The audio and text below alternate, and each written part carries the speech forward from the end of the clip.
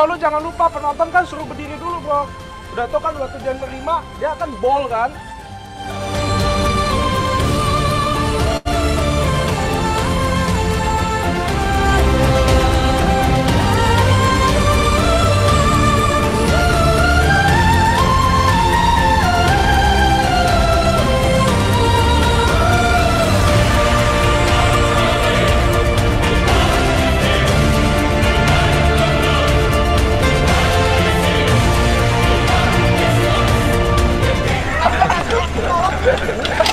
Tangan baik katanya. Anoman itu ternyata baik. Oh iya Pak, katanya kan juga.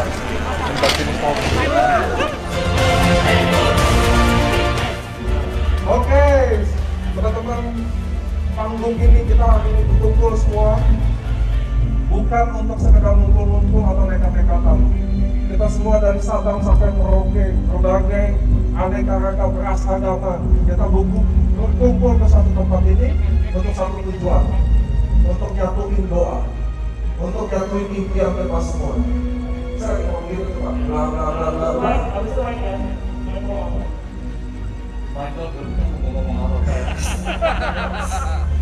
Ini kan saya persiapkan sekira malam ini. Oh, hari ini itu ada yang memanggil teman-teman. Mereka yang berusaha dari nol, mereka yang tidak punya apa-apa, tapi mereka mau. Mereka bermimpi dan mereka berjalan, dan mereka berdiri malam hari ini menjadi seorang musido di AFC, teman-teman. Mereka sudah membuktikan bahwa hidup mereka bisa berubah. Mari teman-teman yang belum saat ini, Anda mulai lagi bermimpi. Saya percaya 2021 akan menjadi tahun milik saya. Di tahun ini kita akan menjadi sukses. Kita akan bisa sama-sama bangga. Mari sama-sama kita lakuin dan katakan saya bisa. 2021 saya bisa. Hai AFC Families, finally jam 22.38 waktu Bali, gladi resik akhirnya selesai juga. Kita mempersiapkan yang terbaik untuk hari ini, sebuah recognition yang luar biasa yang kami percaya kita baru mulai, kita akan memberi impact yang lebih besar buat Indonesia. Terima kasih buat persiapan semuanya, pihak-pihak yang terlibat, terima kasih banyak, sampai ketemu besok.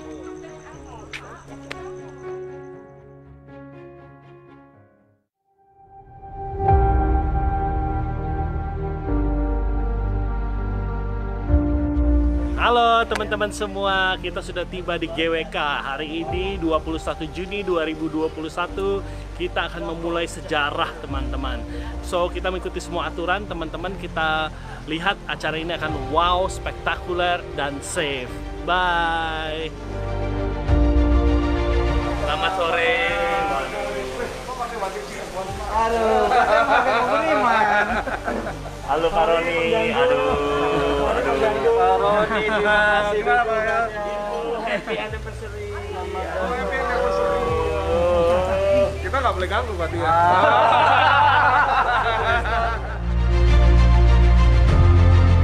AFC is the best.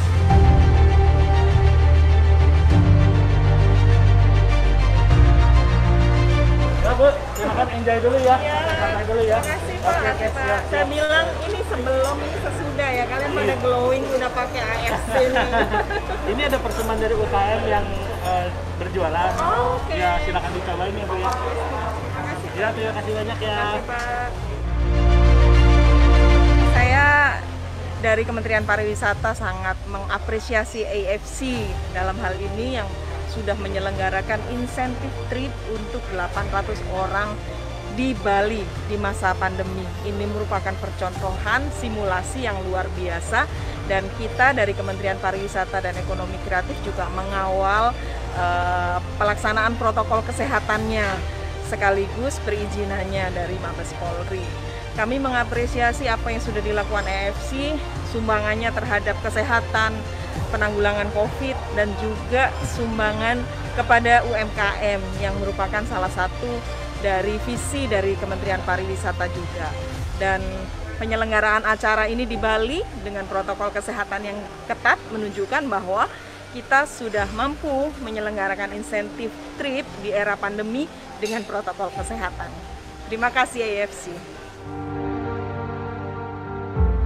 akhirnya yang ditunggu-tunggu oleh kita teman-teman keluarga besar AFC, Recognition Night, The Spirit of Samurai. Hari ini kita di Bali, di GWK teman-teman. Kita hari ini akan merayakan keberhasilan para achiever. Hari ini kita akan melihat juga bagaimana mimpi besar kita, mimpi besar AFC ke depan seperti apa. Karena kita sama-sama akan menggapai yang lebih besar lagi. Tetap semangat karena kita baru mulai. Saya yakin di tahun ini kita pasti bisa, tahun depan semakin bisa.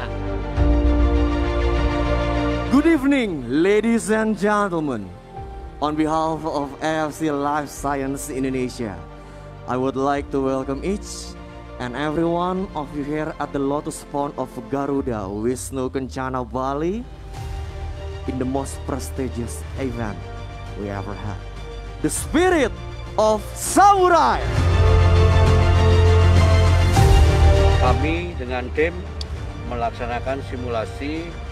Mereka menyodorkan hasil rapid test dengan KTP sesuai nama masing-masing. Itu yang kami patut acungi jempol kepada panitia. Pada dasarnya panitia sudah melaksanakan prokes kesehatan yang benar dan sangat ketat. Halo semua leader dan member, hari ini kita lagi siapin acara GWK. Ini acaranya temanya Spirit of Samurai. Spirit of Samurai adalah tema yang paling cocok di mana masa pandemi ini kalian bisa jadi pahlawan keluarga. Seorang ibu, seorang suami, ayah, teman-teman semuanya. Kalian hari ini adalah pahlawan, kalian adalah pejuang. The Spirit of Samurai. Sukses!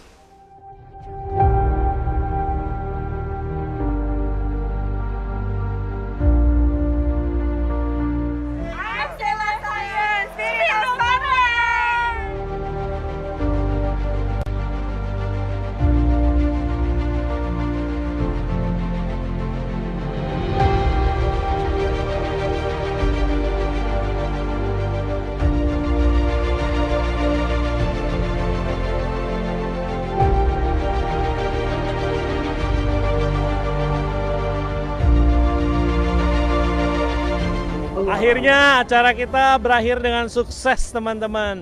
Terima kasih udah hadirin acara kita, terima kasih udah support.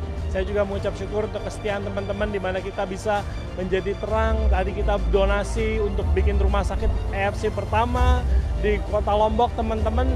Saya happy banget acara ini bisa selesai dan kita masih dalam penutupan pun kita masih tertib dan taat sama protokol COVID. Terima kasih semua, God bless you all, I love you all, bye.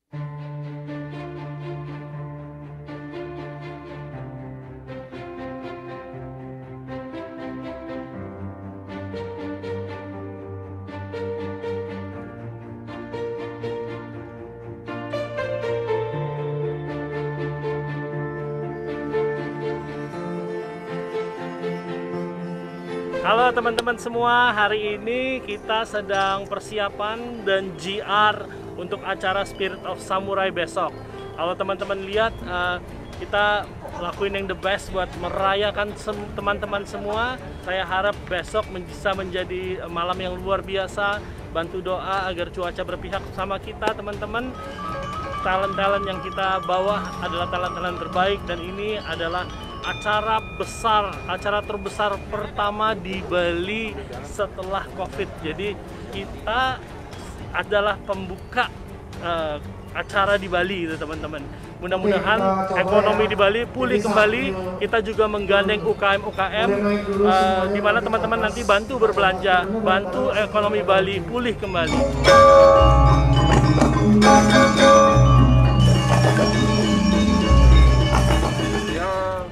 kalau sendiri gitu loh. Iya Kalau sih. ada beberapa sih oke ya. Ini benar-benar.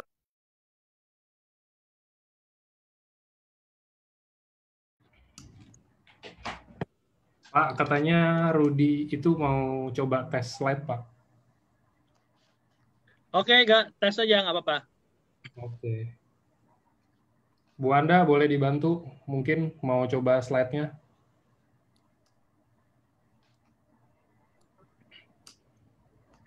Udah bisa, Pak? Bisa ya? Udah ya? Udah. Rudy, can you see it?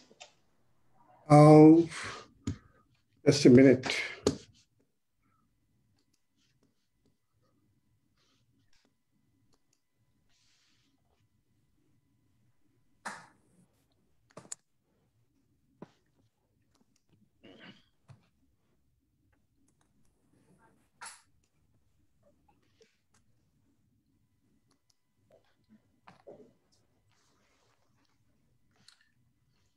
Yes, I can. Wanda, but I think Asim is now trying to upload his slide deck. Yeah, I'm trying. Just a minute. Sure. Okay.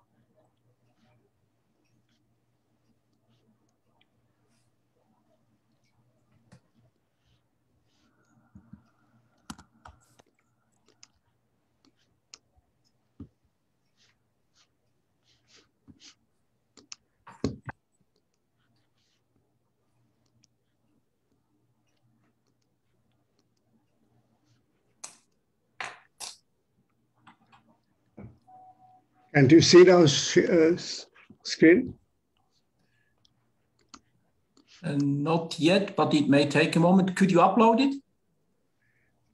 I generally share the screen. I don't know how to. I never do the uploading. I just share the screen. Yeah. Let's see. Yeah, let's see. That takes a moment because you have a heavy document. Yeah, it is showing advanced portion files, Dropbox. I never seen this sort of thing.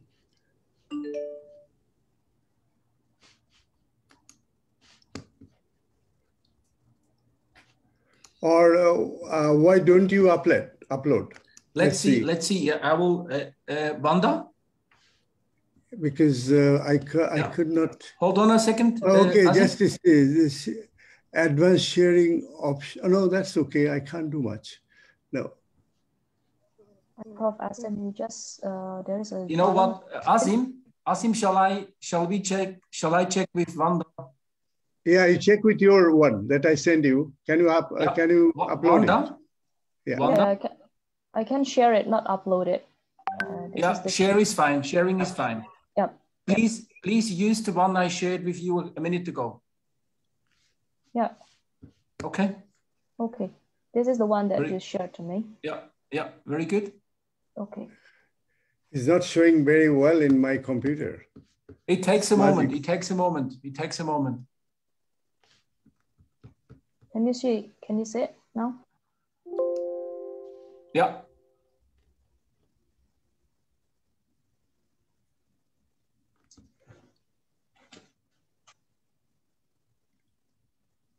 Oke, Taichi. Asim, can you see? I can see it, but the picture is not very clear to me. I have to Okay. check. But I'll check again whether I can share the screen. Okay. Yes. Hi, everyone. Hi, hi. Hey.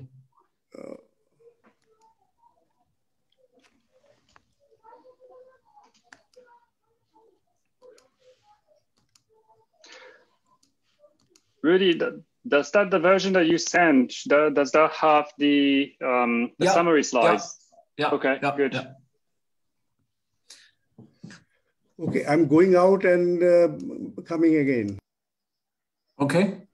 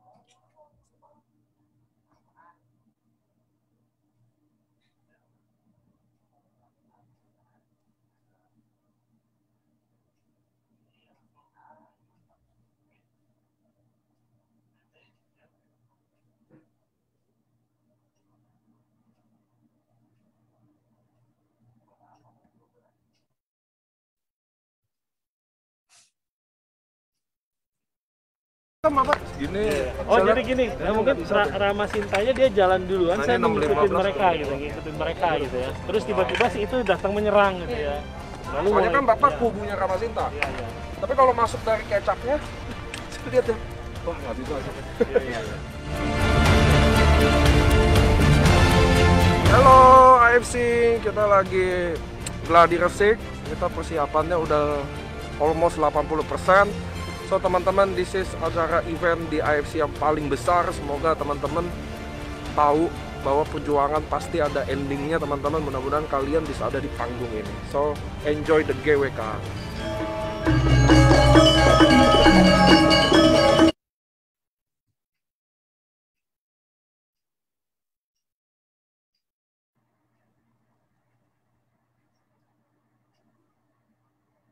Nah, oke.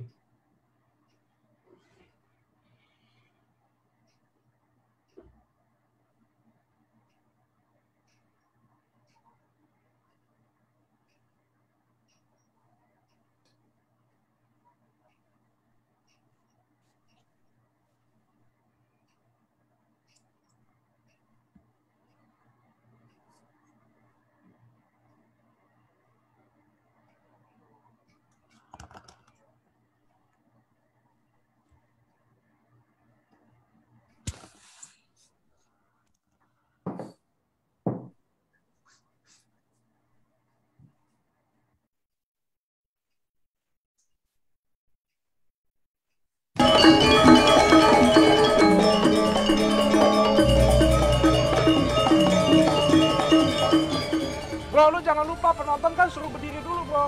Udah tau kan waktu dia terima, dia akan ball kan.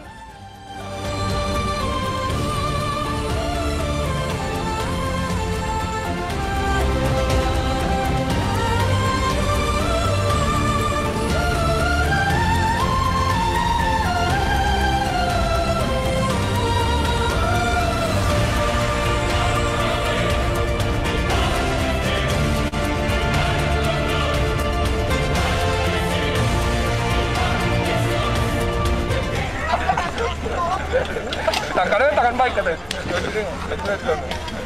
Anoman itu ternyata baik. Oh iya Pak, katanya kan juga.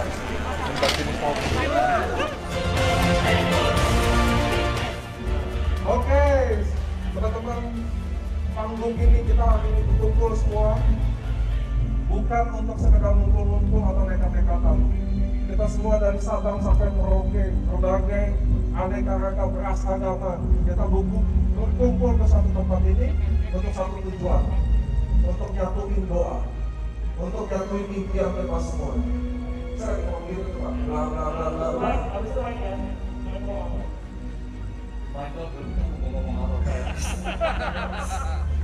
Ini kan saya persiapkan segera malam ini. Oh, hari ini itu ada yang terpanggil di teman-teman. Mereka yang berusaha dari nol, mereka yang tidak punya apa-apa, tapi mereka mau. Mereka bermimpi dan mereka berjalan. Ya, dan sih. mereka berdiri malam hari ini menjadi seorang Duss itu. Di AFC teman-teman, mereka sudah membuktikan bahwa hidup mereka bisa berubah. Mari teman-teman, yang belum saat ini, Anda mulai lagi bermimpi. Saya percaya 2021 akan menjadi tahun milik saya. Di tahun ini kita akan menjadi kita akan bisa sama-sama teman-teman. Mari sama-sama kita lakuin dan katakan saya bisa. 2021 saya bisa. Hai AFC Families, finally jam 22.38 waktu balik, gladi resik akhirnya selesai juga. Kita mempersiapkan yang terbaik untuk hari ini, sebuah recognition yang luar biasa yang kami percaya kita baru mulai, kita akan memberi impact yang lebih besar buat Indonesia. Terima kasih buat persiapan semuanya, pihak-pihak yang terlibat, terima kasih banyak, sampai ketemu besok.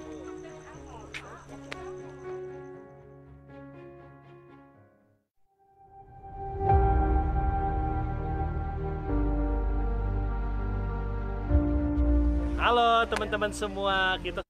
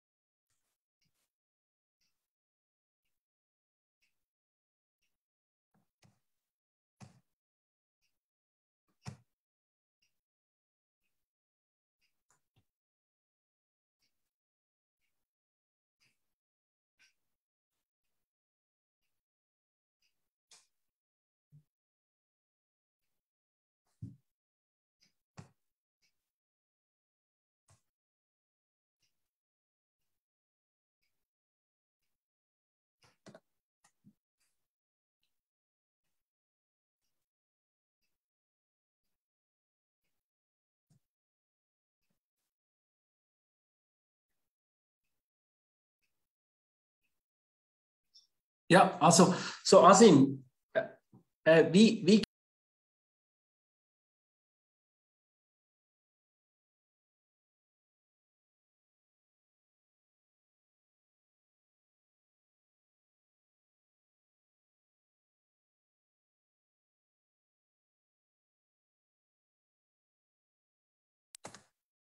yeah, now it's good, Asim.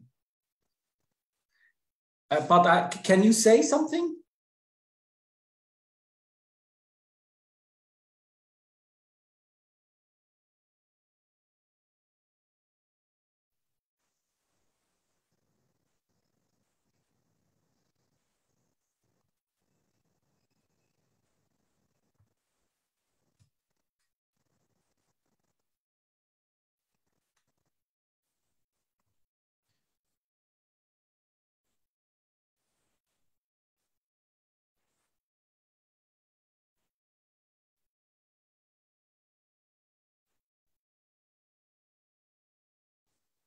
I think you're fine.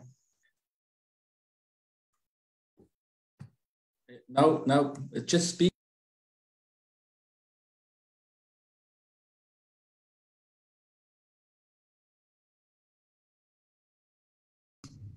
Here now, you can hear me? Yep. Okay, so everything is okay then. If I change the slide, can you see the slide? Yeah, we can see the slides. Okay, so everything is okay then. Yep. Yeah, yeah. Okay. All right. Bye-bye. Thank you. Okay. All right. Bye-bye. Okay. Bye.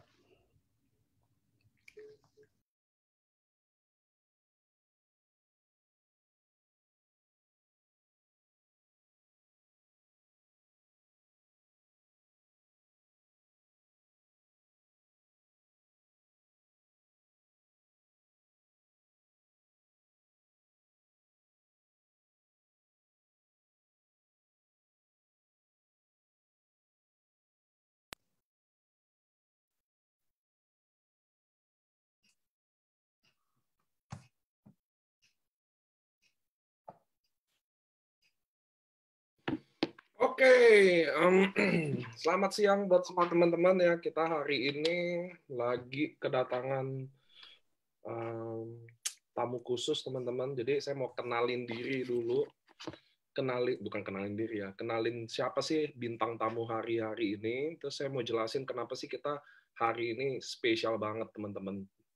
Jadi di sini saya mau kenalin pertama ada Prof Asim. Prof Asim itu dia dari University of Oslo, dia tulis jurnal lebih dari 245 jurnal yang udah dipublish internasional, ada yang beberapa dapat paten juga. Jadi teman-teman, nah yang paling menarik yaitu jurnal terakhirnya yang diketemui adalah Plated Hyperactivity in COVID-19, Can the Tomato Extract Food Flow can be used anti-platelet regime. Nah, teman-teman harus tahu, jadi kita kan lagi diterpa badai COVID-19 ya, termasuk di Indonesia. Yang paling parah saat ini kita adalah juara 1 ya sekarang ya. Nah, ini mudah-mudahan dengan penjelasan dari Prof Asim dan teman-teman dari DSM, di sini ada, saya mau kenalin ya satu-satu ya.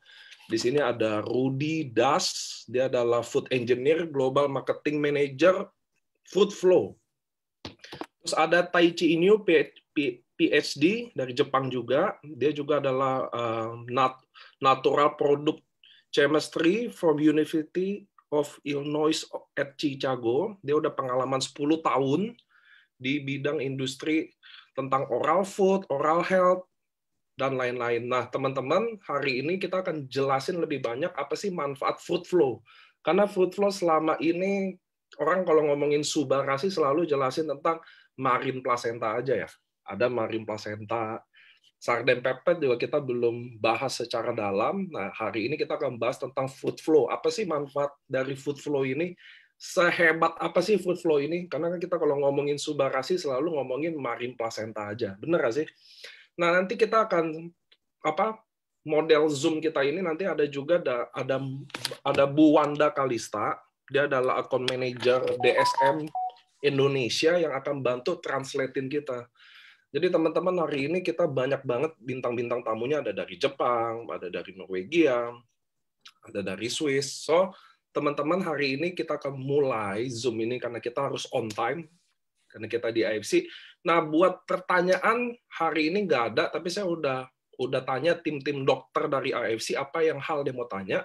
Nanti saya akan tanyain kenapa nggak ada open question, karena presentasi ini kurang lebih akan makan waktu hampir 2 jam, teman-teman. 2 jam ya. Jadi untuk menghargai waktu kita semua, untuk komitmen waktu, kita menyimak dulu aja ya, teman-teman ya. Kalian nyimak semuanya, karena nanti kita akan bikin siaran ulangnya lagi. So, teman-teman, kita mudah-mudahan bisa welcoming dulu semuanya. Nah, dimulai dari Pak Ernest Prayuda, sebagai CEO dari AFC Indonesia, dia akan opening semuanya. Oke, teman-teman. Silakan Pak Ernest. Oke, halo semua, apa kabar? Wah, kangen ya. Saya udah lama nggak Zoom sama teman-teman semua ya. Saya tadi lihat video yang Bali, luar biasa teman-teman ya. Di situ saya selalu merinding melihat acara di Bali teman-teman ya. Cerita dikit bahwa di Bali ini kita memang AFC memang yang paling berani ya teman-teman ya. Sementara orang lain takut ngadain acara, kita adain acara. Tapi acaranya juga nggak sembrono teman-teman.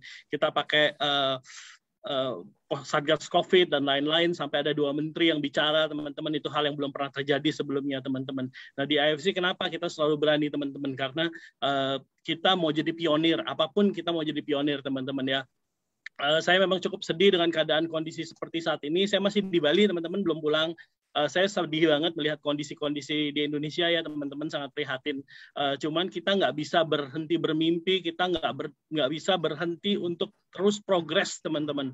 Karena siapa yang berpuas diri, siapa yang berhenti progres, dia akan mati di tengah jalan ya teman-teman ya. Nah, salah satu komitmen kita adalah kita sementara orang lain susah, sementara perusahaan lain tutup, pegawai dirumahkan, tidak bekerja, gaji dipotong ya teman-teman ya. Kita bangun Geraha AFC di Bali teman-teman, which is salah satu convention terbesar di Bali, di daerah Kuta teman-teman ya. Tempatnya keren sekali, sangat besar. Kita acquire buat AFC. Jadi nanti teman-teman kita ada acara-acara apa di sana ya teman-teman ya. Kalau masih ada yang di Bali, teman-teman nanti mampir. Saya hampir setiap hari weekday ada di sana ya teman-teman. Kita tidak akan berhenti progres teman-teman. Nah, saya mau bicara hari ini, saya excited banget di hari ini banyak orang-orang ahlinya teman-teman ya. Kita adain seminar, ada Profesor Asim, ada Taichi yang PhD teman-teman, ada Mr. Ruedi. Ini semua orang-orang yang super teman-teman ya. Mereka adalah expert di bidangnya. Ini bukan orang-orang sembarangan. Dan saya happy sekali kita bisa bergabung. Mereka bisa support kita dengan seminar hari ini. Kita akan mengenal lebih dalam fruit flow. Nah, fruit flow ini bahan yang super luar biasa, teman-teman. Dan hanya kemurahan Tuhan yang bisa membuat kita di Indonesia menjadi pionir.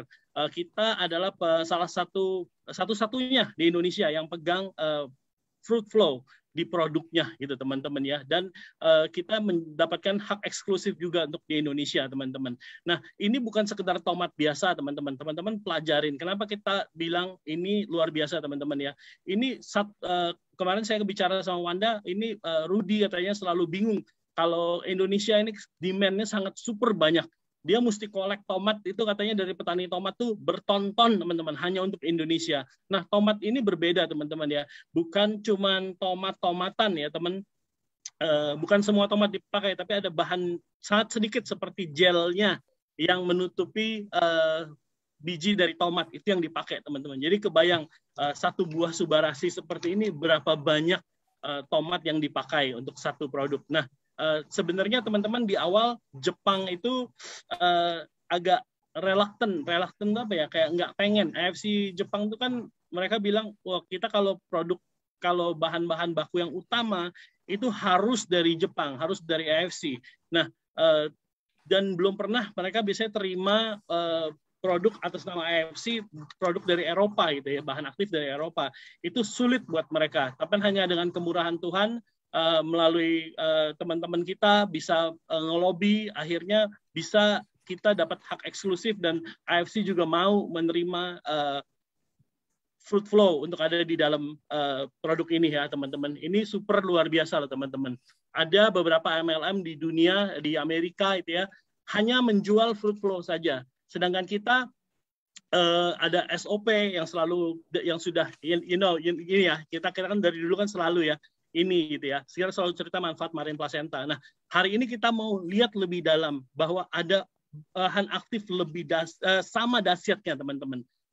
Bahkan di Eropa sendiri orang sudah nggak pakai aspirin lagi. Mereka pakai fruit flow ini teman-teman untuk kontrol blood flow. Nah, kita belajar aja dari ahlinya. Saya nggak mau lama-lama teman-teman. Saya cuma mau ucapin teman-teman dengerin hari ini ya, pelajarin hari ini. Cuman hari ini saya mau bilang kita bawa para ahli yang luar biasa teman-teman. Kalau di AFC nggak kaleng-kaleng teman-teman. Ini semua expert daripada expertnya teman-teman ya. Oke, gitu aja dari saya, nggak panjang-panjang. Teman-teman saksikan ya. Thank you semua. God bless you. Oke, thank you Pak Ernest untuk pembukaannya. So thank you again for everyone to come to the webinar. So tanpa berlama-lama lagi, we would like to welcome Mr. Taichi Unui to present everything about cardiovascular health. Then we will continue to Mr. Ruedi. Jadi akan di-continue presentasinya ke Mr. Ruedi. Kemudian untuk perkenalan fruit flow, kemudian akan continue to Profesor Asim. Jadi bagi member semua selamat menyaksikan.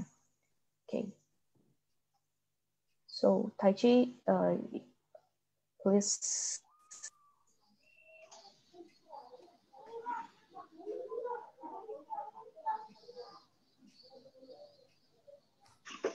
Excellent. Good afternoon, everyone. Hello from Tokyo. It's a pleasure to be part of this forum, and I'm very excited to see so many of you are joining today. Today, as everyone has mentioned, that we will hear about the importance of circulation and then how food flow can work to facilitate that health. But before we hear from Ruedi and then Professor Asim, I would like to spend 3 slides and remind us why we should care about circulation. I am sure for those of us who are joining today are very conscious about our own health and our loved ones, but at the same time, it is sometimes complex, and this is why I kind of wanted to give us a refresher on why we should care about this specific element of health. Next slide, please. Healthy blood vessel is a key for healthy blood flow and then circulation, which delivers the nutrients to tissues and then cells in our body, and then thus keeping them in a good shape. Blood vessels is like a garden hose. You water your plants with a garden hose, whereas you water your cells with blood vessels. We want our garden hose and blood vessels flexible, soft, and clog-free, so it can do its job the best, whereas the rigid, old, brittle, or clogged or kinked garden hose can break or sometimes cannot even deliver the nutrients or the water to where we want it to be. Blood vessel is very similar. You want to keep it soft and inflexible to work as it's designed. Next slide, please. This slide shows you the proportion of that health issues in Indonesia. You see 4 bands from the bottom, 30s and 40s. Up next is 50s, and then up next is 60s, and then the top bar is 70s plus years old. What you see is that proportion of health issues contributed by cardiovascular disease, which is in a darker pink, is increasing as we age. Also, we see that the prevalence of diabetes, which is in the lavender color, is also increasing as we age. And many of you are probably aware that diabetes is also a risk factor for cardiovascular health. So in a nutshell, in Indonesia, like everywhere else in the world, the issue of cardiovascular health only increases as we age. And I forgot to mention that this is the data taken from 2019 WHO Global Burden of Disease data. And we actually see a very similar trend, not only in Indonesia, but globally, as well as in the Asia Pacific region. Next slide, please. There are multiple steps for a healthy cardiovascular system, as there are multiple functions and the mechanism that we can keep them healthy. We're not going to cover all of them, but we'll be covering one of the less spotlight aspect of the blood flow and how maintaining a healthy platelet can contribute to a good blood flow, and then how food flow, a proprietary ingredient, can help us to do so. I hope you enjoy the seminar today, and then thank you very much for joining again. And I'll now hand it over to Ruedi.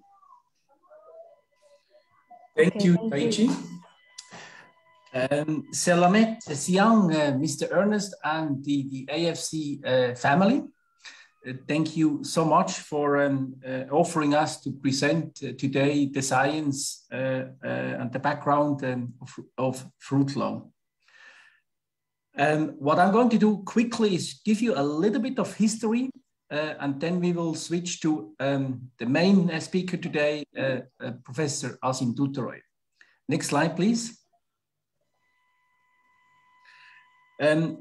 Fruit flow, and that's important for the AFC family, is a very strongly scientifically supported product that has received in Europe a so-called European Food Safety Agency opinion, and the European Commission has approved officially that we can claim the benefits of the product fruit flow. And that's where the story started 8-9 years ago. So we started to introduce the product to many European Union countries. And we did a successful introduction over there.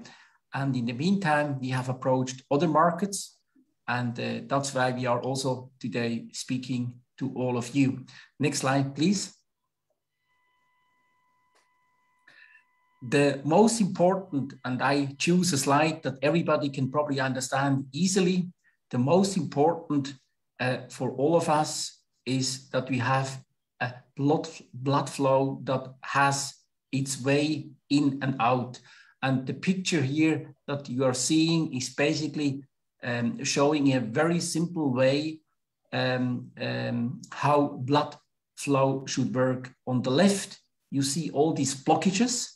That's where we actually see issues as described already a little bit by Taichi and more to come from Professor Asim.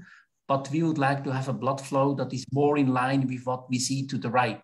So these type of pictures will help you when you speak to colleagues and friends to explain the benefits of fluid flow. Please use the picture in a simplified marketing way. Next, please. The story, and we will share more, has been introduced by many scientists. I have a few so-called medical and general practitioners that have been quite famous in Europe and in UK. So there are a number of videos that you can access. Some of them are listed here. And yes, the product has been in the media. Next slide, please. You can find online a lot of information, but also in newspapers like the ones shown here, British, European, other countries, France, Italy, Germany, newspapers talking about the success and the benefit of fluid flow. Next slide, please. Now we are, of course, very proud, and thanks again, Mr. Ernest and the AFC family, that Subarashi is the very first product in Indonesia where we are using the fluid flow science and its benefit.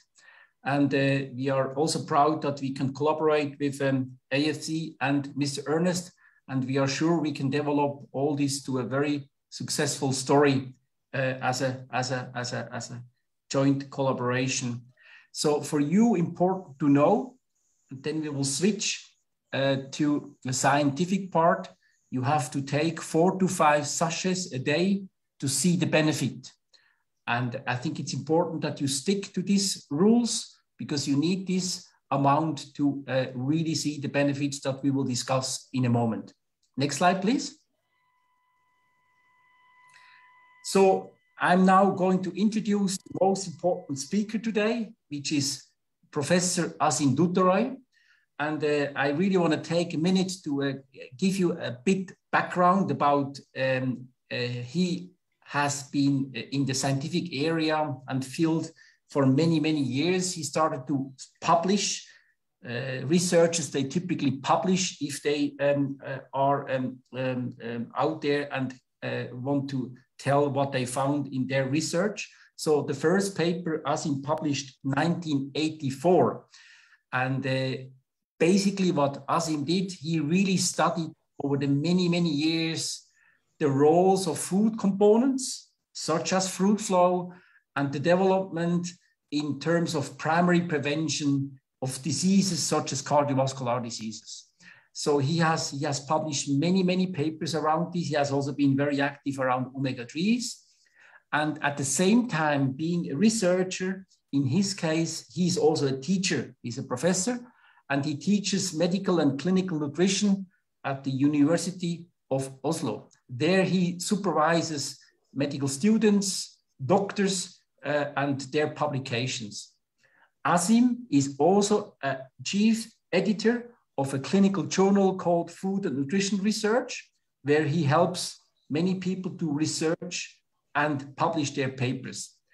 Asim has been active in publications. Many of his papers have been out there and can be searched online or via research channels. There are more than, in the meantime, 250, I think in the meantime, even 260 research papers. He has also published many books and book chapters around his specific interest on components in clinical nutrition, components in primary prevention. So now we give the stage to Professor Asim and we'll listen to his talk. Right. So, Ruedi, before we continue to Professor Asim, it's better for me to do a short translation from your Taichi, from yours and also Taichi's presentation. Jadi Bapak Ibu sekalian, saya di sini untuk mentranslate apa yang tadi sekiranya sudah disampaikan sama sama Mr. Taichi and Mr. Ruedi. Jadi balik ke sebelum kita ke Profesor Asim, kita bahas dulu mengenai betapa penting kesehatan jantung atau kesehatan pembuluh darah kita. Jadi anggap di sini adalah sebuah selang ya, sebuah selang di taman atau di taman kita. Jadi anggap ini adalah pembuluh darah. Kita mau pembuluh darah kita soft, lembut ya, tidak kaku dan tidak ada penyumbatan. Supaya nutrisi, oksigen yang masuk ke dalam tubuh kita dapat disebarkan luas secara merata ke seluruh tubuhnya kita. Jadi penting bahwa untuk kita menjaga kesehatan pembuluh darah kita. Nah, kemudian kalau kita melihat data WHO tentang beban penyakit global dari tahun 2019, kita bisa lihat di Indonesia dari umur 30 sampai 70 tahun memiliki resiko kardiovaskular yang tinggi. Dan resiko ini seiring berjalannya umur meningkat. Jadi bisa dilihat dari umur 30 ke 50 ke 60 tuh semakin tebal chartnya. Begitu juga dengan diabetes yang di warna lavender atau lilac ya. Ini juga seiring berjalannya waktu, berjalannya umur juga semakin meningkat. Jadi bisa dibilang bahwa kesehatan jantung dan kardiovaskular merupakan masalah kesehatan utama yang ada di Indonesia. Nah, kemudian ada multiple steps, ada beberapa langkah untuk menjaga kesehatan kardiovaskular kita. Hari ini kita tidak akan bahas semua, yang kita akan bahas adalah kesehatan aliran darah, which is adalah hal yang mungkin sering kita lupa. Oh ya, ternyata aliran darah kita tuh perlu juga dijaga. Kesehatan trombosit kita itu juga harus dijaga supaya trombosit kita tidak menjadi hiperaktif. Seperti itu. Nah, kemudian selain kesehatan aliran darah, fungsi kardiak, lemak darah, tekanan darah, dan kesehatan pembuluh darah itu juga harus kita jaga dengan nutrisi-nutrisi yang sudah tercantum di sini. Dan untuk menjaga aliran darah, fruit flow adalah salah satu ingredient yang bisa membantu kita mencegah dari penyakit-penyakit yang berkaitan dengan aliran darah. Kemudian kembali untuk mengenai fruit flow sendiri, fruit flow adalah solusi alami pertama yang dibuktikan secara ilmiah untuk aliran darah yang sehat. Jadi klaim ini sudah diperbolehkan di EFSA, atau European Food Safety Authority. Jadi simple ngomongnya ini seperti BPOM di Indonesia. Nah, ini BPOM-nya di Europe. Gitu. Dan jadi kalau di Europe sudah boleh klaim bahwa fruit flow bisa menjaga aliran darah yang sehat. Nah, kemudian kita maunya aliran darah kita tuh seperti apa sih? Nah, jangan sampai aliran darah kita tuh seperti yang di kiri ya, banyak sumbatan ya. Kita maunya seperti di kanan. Memang agak macet, tapi yang penting lancar, jalan. Ya, jadi jangan sampai ada penyumbatan di sini. Nah, kemudian untuk fruit flow sendiri sudah banyak didukung atau di-endorse oleh banyak medical dokter ya di Inggris, dan ini adalah video-videonya, mungkin kami juga bisa share linknya kalau misalnya dibutuhkan, nanti ke Pak Niko atau ke Pak Ernest kami bisa share supaya mungkin bisa dilihat bahwa fruit flow sangat dipercaya di Europe. Kemudian untuk di media juga sudah mungkin ribuan artikel mengenai fruit flow di media Europe dan juga di Amerika. mengenai kehebatan si tomato ekstrak ini. Dan fruit flow di SOP Subarashi seperti yang sudah dikatakan sama Mr. Ruedi bahwa ya fruit flow adalah yang pertama di produk SOP Subarashi. Jadi SOP Subarashi ini adalah produk yang mengandung fruit flow pertama di Indonesia. Gitu. Jadi untuk mencapai semua manfaat dan uji klinis yang nanti akan disampaikan oleh Profesor Asim itu sampai bisa dikonsumsi 4-5 saset per hari. Begitu. Dan ya, ini adalah kolaborasi pertama, bukan berarti ini kolaborasi terakhir dengan AFC Japan, DSM dan AFC Indonesia, DSM dan AFC Indonesia akan terus berkolaborasi untuk produk-produk yang super selanjutnya. Kemudian sebelum saya ke Profesor Asim, sedikit mengenai Profesor Asim, bahwa beliau sudah bekerja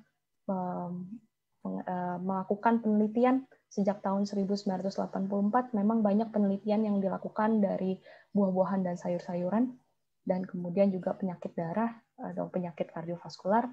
Kemudian beliau sekarang mengajar nutrisi medis dan klinis dan mengawasi 35 mahasiswa PhD dan medical doctor ya. Jadi calon dokter juga diawasi oleh Profesor Asim. Dan Profesor Asim sekarang adalah pemimpin redaksi dari Food and Nutrition Research Journal. Dan Profesor Asim juga sudah menulis lebih dari 250 makalah penelitian dan buku. So, thank you. This is the part from DSM. So, we would like to welcome Professor Asim to present and introduce us about fruit flow. So, the place is yours, Professor Asim.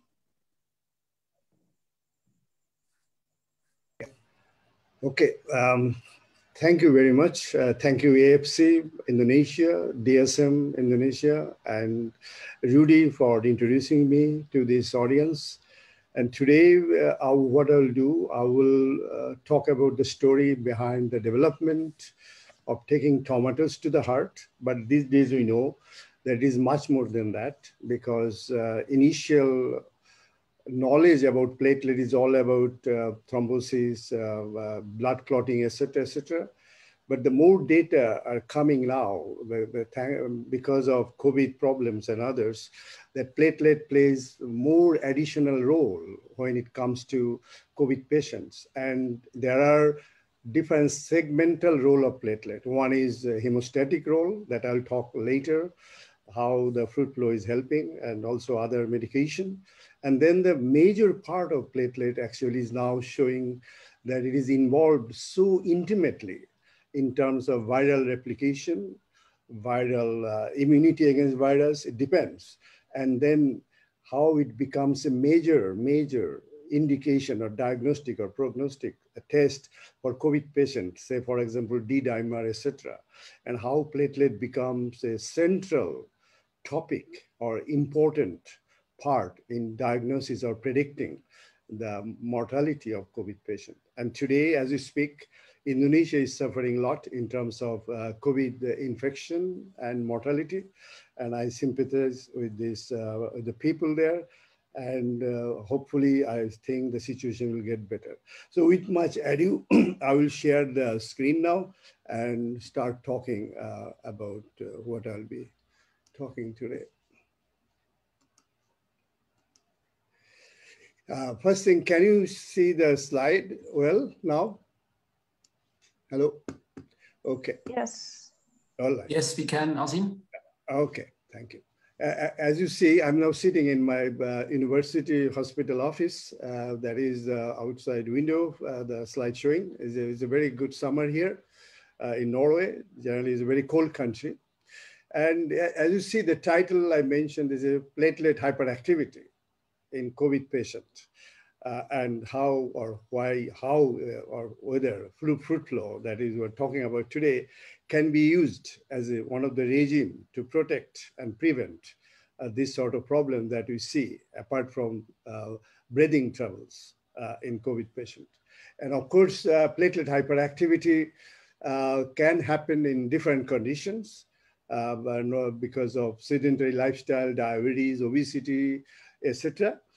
But also we now know, and it is known, any viral infection, there is a platelet hyperactivity as a result, as influenza, dengue fever, even HIV, etc. So I'll talk about the mechanistic eating, and then I will take you there where we can see that fruit flow can be very helpful to this sort of situation.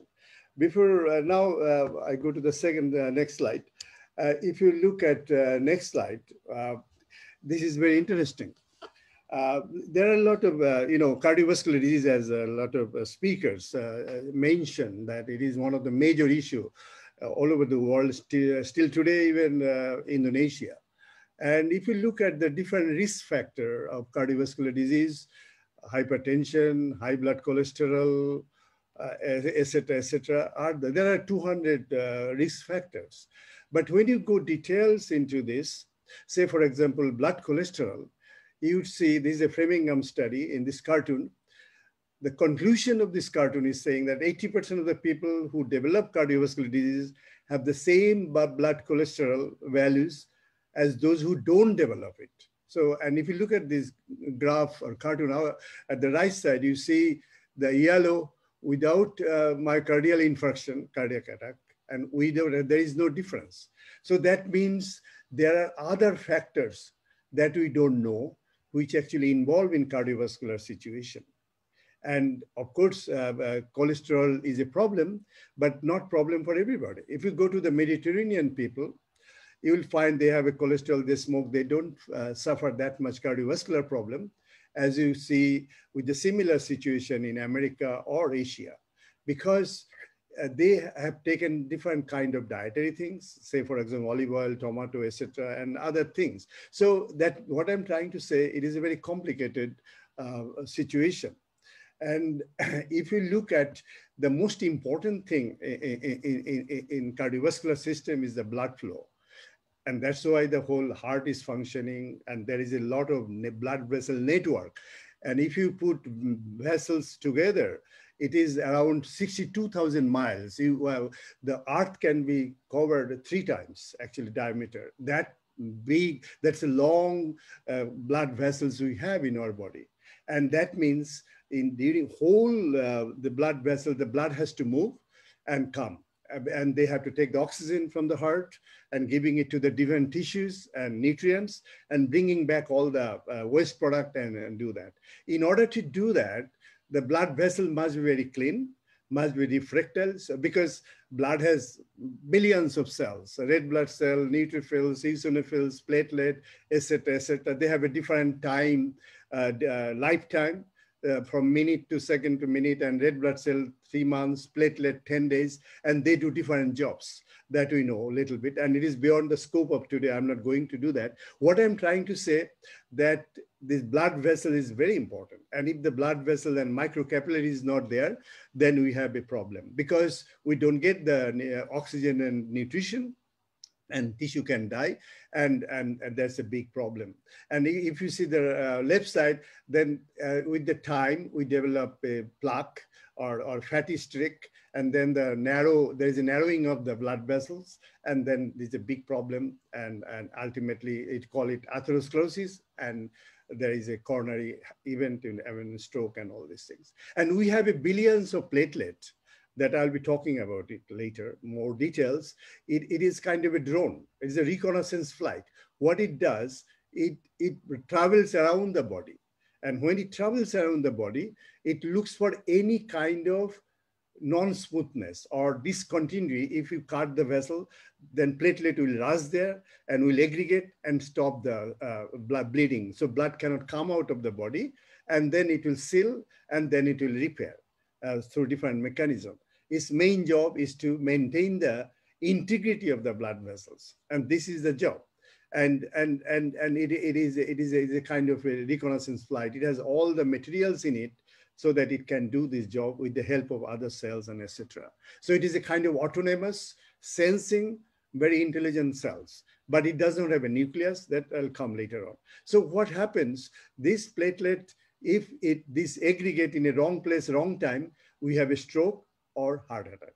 So this is a main problem. And if you go to the next slide, this is showing a kind of a cartoon where I showed in the left side, the endothelium, the blood vessel surface is smooth, and then the platelet are also smooth and non-active. They are floating around and doing their job. But when the platelet sees this is a broken vessels in terms of cut or a plaque formation, or because of smoking, inflammation, vessel wall is activated, then it will also activate. It will aggregate, it will bring back so many cells together and make a kind of a cell. And this is a very important for us to survive, because if the blood comes out of the body, we will not survive. The blood pressure will fall, etc. So it's the main job is very important to maintain the integrity and to repair the cells and maintain the patency so blood flow can go on. And important is blood flow, because blood is a thixotropic fluid. If its density is increases, if the flow is less, then it will try to, velocity will be less and a big problem will come. So the main thing is to keep the vessel wall clean, so blood can flow, it can go to the brain, so we can think and we can survive better, go to the skin, so skin can be better. It can go everywhere wherever our body is and needed in proximity, and also the upper system. So it's very important. And if you look at this one here, this is a blood vessel base I show there. There are a lot of compound like von Willebrand factor, collagen, etc. buried inside the vessel wall, you see. And the platelet moves fantastically. But this vessel wall and collagen, etc., collagen can express. If we cut the vessel wall, then collagen will activate the platelet and platelet will come and do that. And von Willebrand factor is another protein, can come out of the membrane. It can come if the coronavirus attacks, then von Willebrand factor will be expressed and platelet will be activated. That will come later on. So under normal conditions, this endothelium must be very smooth and platelet can move around and maintain the body physiology. But it doesn't happen always like this because of different situation. Because of bad diet, because of intake of saturated fatty acid, because of sedentary lifestyle, because of smoke, because of diabetes and pollution, etc., that goes inside the blood and then can activate platelet as well as the endothelium. And as you see, there are a lot of, kind of a bumper is popping up from inside the vessel wall and then try to deter the blood flow. This is a question. And that means the platelet will come, see it, and it will ask for other cells to come because it sees a danger there. It doesn't know the cause of it, but it knows something is happening in the vessel wall, damage, and platelet will come and make a seal, etc., etc. And that can, if it happens in the coronary circulation, then we have a problem. If it happens in the brain, we have a problem. And if it is happen when it is needed, like we have a vessel wall is damaged, then it is okay. So these sort of things, if happens untimely in a wrong place, it's a disease and can lead to death. And if it is happening when the physiology is important, when the vessel wall is damaged, and platelet will come and do that. So this is a very important fine balance of platelet and endothelium that is occurring all the time. And as I see it, so show it here, that this is a blood vessels and the blood flow is there. And if there is a docking system is activated because of different expression of adhesive factors on the endothelium, on the blood vessels, then there is rolling would be a problem. And the vessel blood flow will be less and less. And there is a big problem as we see in a situation like cardiovascular disease and diabetes, etc., etc. Now, question is how and why it is happening. And we know that in a pre-diabetic condition, hypertensive condition, hyperlipidemic condition, smoking, high-fat diets, all these conditions, platelet become active. We call it hyperactive. In a normal condition, platelet is a shiny, smooth cell. It moves around. But whenever it gets activated because of this situation of the in the body, then it releases so many factors like epinephrine, serotonin, substance P, P-selectin, etc. And then they try to activate the blood vessel wall. and that is the creation. That's why it is involved in atherosclerotic processes. And when there is a huge activation of platelet aggregation, then it can lead to arrhythmia.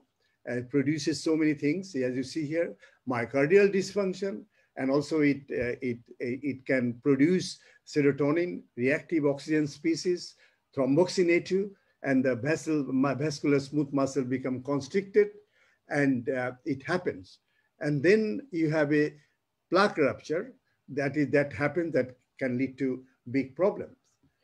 And these are the conditions I cataloged that lead to hyperactive platelet. That is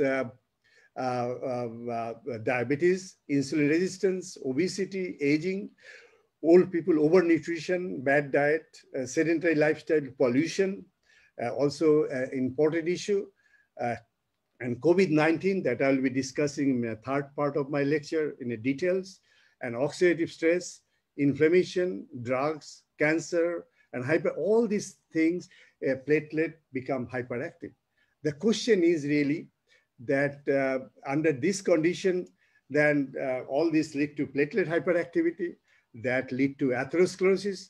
That's a long time situation where platelet is activated and producing these things and producing atherosclerosis, then ultimately CVD, etc. happens. Now, the question is that how we can avoid this sort of situation, because platelet become active and we don't have a drug, we cannot use it. I'll talk in the second part. Now somebody will summarize this talk in whatever I said so far in in Bhasha. So I'm stopping it here and someone will be talking now. Thank you. Right. Thank you, Professor. So, saya di sini untuk merangkum tadi apa yang sudah disampaikan oleh Profesor Asim, bahwa key takeaway-nya adalah bahwa kolesterol, itu kalau misalnya Bapak Ibu pergi ngecek kolesterol di darah, itu bukan satu-satunya faktor yang mempengaruhi aliran darah. Karena tadi kita lihat di presentasinya bahwa 80% orang yang memiliki kadar kolesterol darah itu belum tentu punya resiko kardiovaskular. Jadi 80% orang yang punya penyakit kardiovaskular itu punya level kolesterol yang sama orang-orang yang tidak punya penyakit kardiovaskular. Itu highlight yang, jadi apa sih yang kita mesti cek? Nah, kemudian di darah kita ini ada yang namanya trombosit. Nah, kalau misalnya ibu bapak tahu semua, trombosit itu adalah sel penting yang ada dalam darah kita untuk mencegah pendarahan. Jadi simpelnya kalau darah kita luka, kalau kulit kita luka,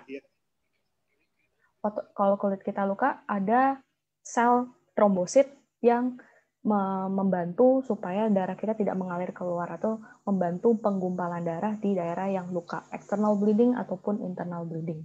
Namun trombosit ini bisa menjadi hiperaktif, ya. Jadi tidak ada kondisi luka pun dia bisa menjadi aktif di dalam darah kita. Nah, kalau misalnya trombosit menjadi hiperaktif di dalam darah kita, dia akan lengket satu sama lain dan menempel di dinding sel kita dan akhirnya menyebabkan yang dinamanya aterosklerosis atau penyumbatan dalam darah.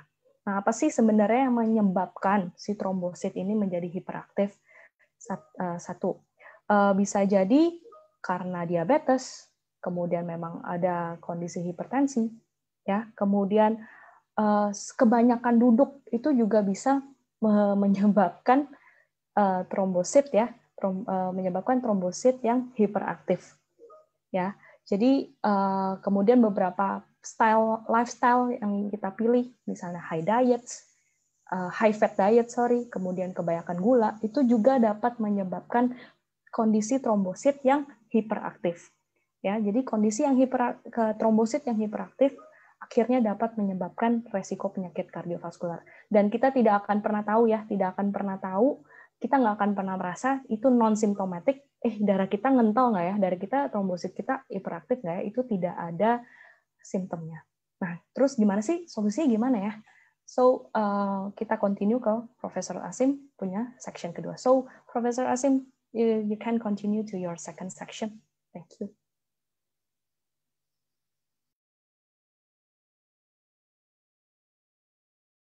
Sorry, Prof, you are on mute.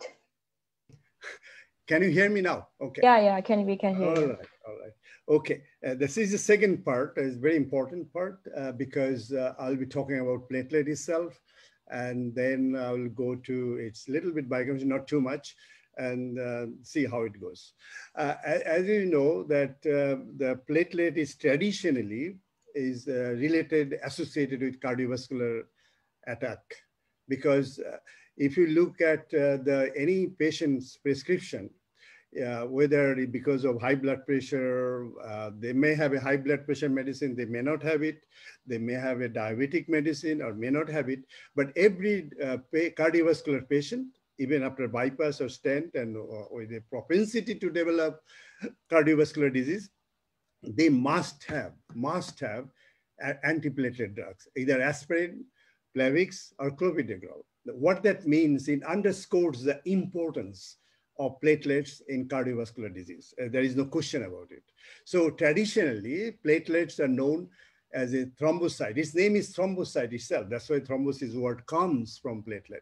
And it is so important, and it is the essential component of cardiovascular disease. There are three components. One is the blood clotting system, one is platelet itself, and there is endothelium that I'll talk blood vessel things. So all three are very important, but platelet is a central situation because it is also involved in atherosclerotic development. It is involved in the penultimate attack. Cardio aggregation is involved in the in clot formation is very important. And third, we'll talk about immunology and COVID patient, how important it is and how it is making a mess in a COVID patient. Anyhow, I will now talk in this slide. I'm showing it that how the platelets are produced. Platelet itself is not a cell.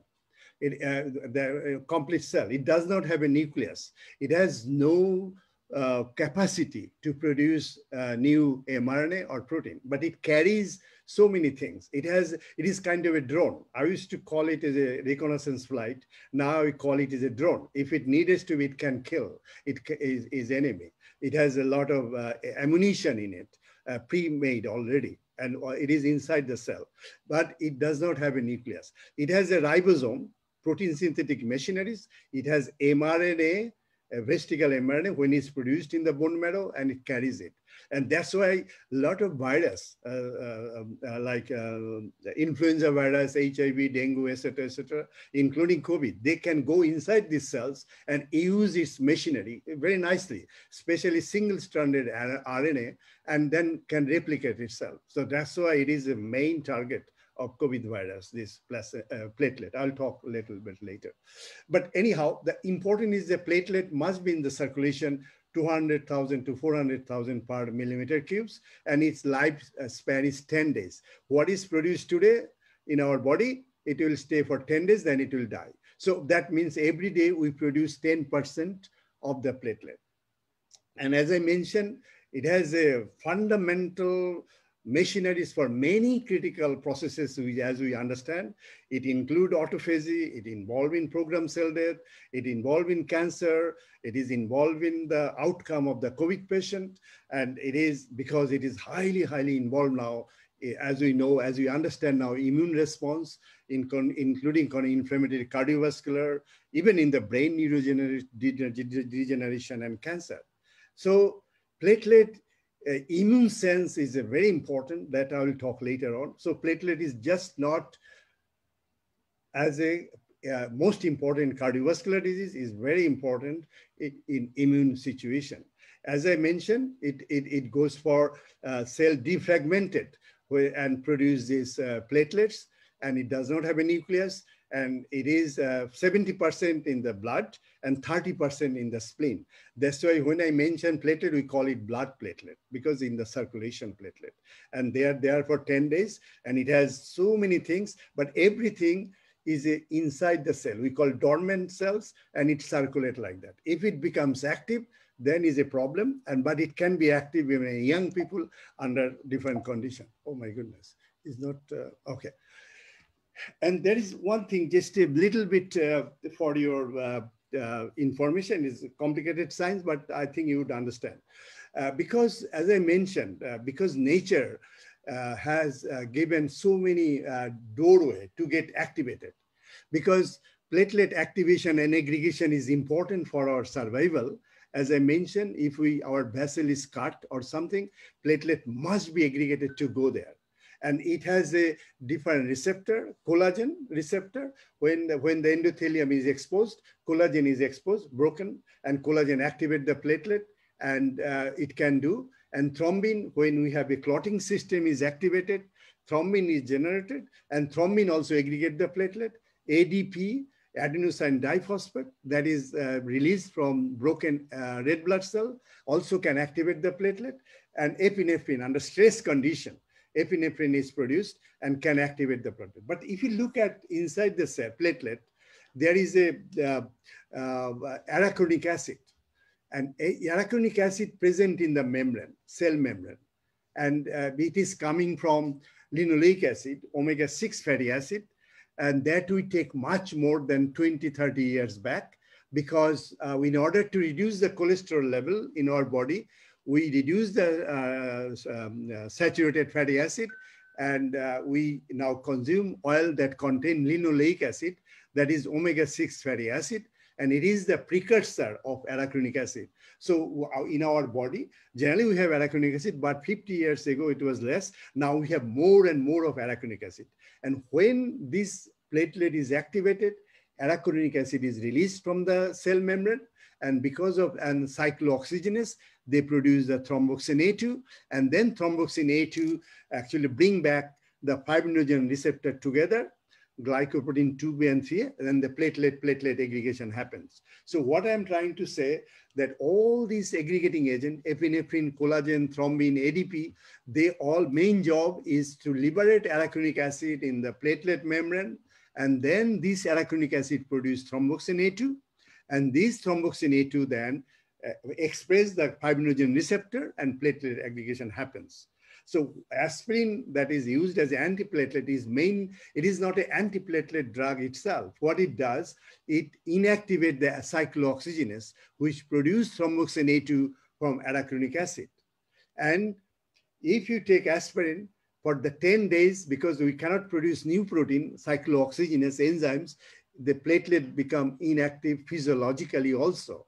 And that's why for 10 days, every day we take, after 10 days, you'll have 90 to 100%, 90, 70% at least, your platelet will be inactivated. It is a so important function apart from aggregation that I'll talk later on, physiology, immunology, it cannot work if you take aspirin. And 30% people are resistant to aspirin. And another thing is that even if somebody take aspirin, if the thrombin comes into play, when the plaque is broken, cardiac attack, real attack is happened, then this thrombin can aggregate the platelet without involving arachidonic acid. So what I'm saying that arachidonic acid is good against collagen, epinephrine, ADP, but it cannot do anything when thrombin is a player. And thrombin is a player in a real cardiac event situation. And under this condition, thrombin, the red line you can see, it can activate the platelet and aggregate the platelet by expressing fibrinogen receptor and other thing happening, and this thing goes on. So aspirin is the main drug at the moment. Everybody is taking aspirin or combination of Playbox, etc., just to stop the expression of fibrinogen receptor via thromboxane A2. And these are the drugs are being used in combination or by alone. Aspirin is the main, clopidogrel, ticlopidine, and dipyramidol, etc., etc. Their main job is to stop the aggregation of the platelets. But there is a lot of side effect of aspirin. Aspirin is not recommended by FDA in USA and European Cardiology Association to use as a primary prevention drug.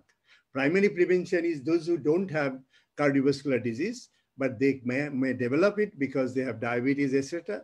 Aspirin is not suggested because it has a lot of side effects. It stops the prostaglandin production in the gut, and people produce allergy, ulcer, etc. And 30% people are not sensitive to aspirin also across the race. And also side effects are like gastric bleeding, wound formation, aspirin resistance, and also is ineffective against thrombin. So it is not a drug that you can give it to millions of people, those who don't have a expressed cardiovascular disease.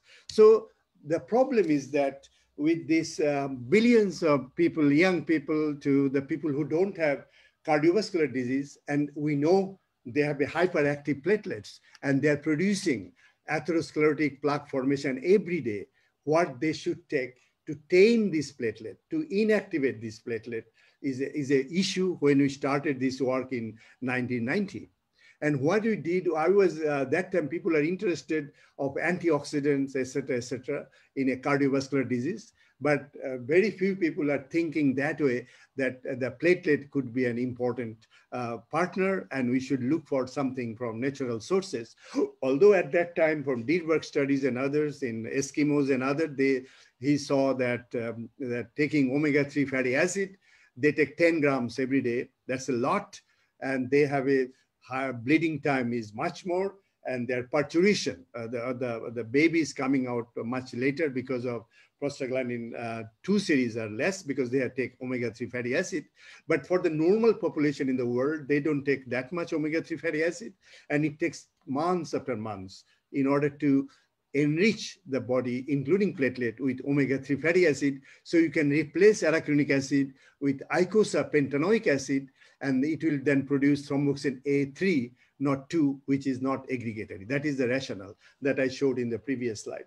So that is the situation. And there are some studies with garlic, etc., but study was not convincing, and the benefit is very little. So I was interested to see whether any fruits are that is available in the Western market has anything there to inhibit the platelet aggregation. So we started with a very, very kind of a mundane chemistry.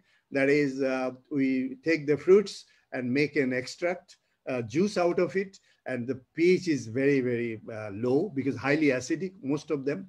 So we neutralize the pH, and then we take the blood, we isolate the platelet-rich plasma, and we incubated platelet-rich plasma with different fruit juice.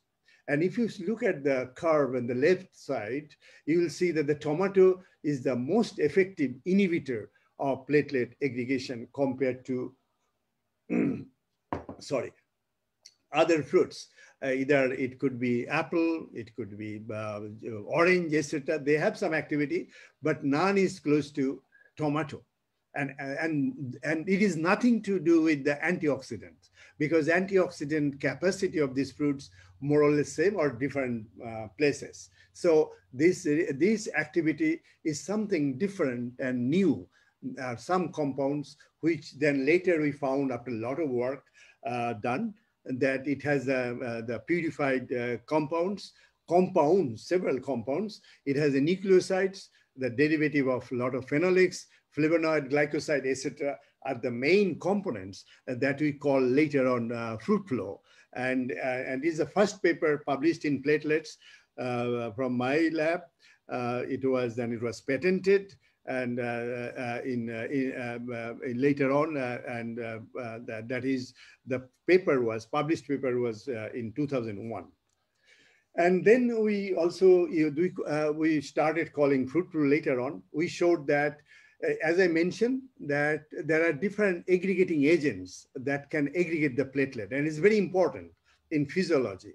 The God or whatever, he does not allow the just single agent that can activate the platelet. So there are several agents, ADP, collagen, arachidonic acid, thrombin.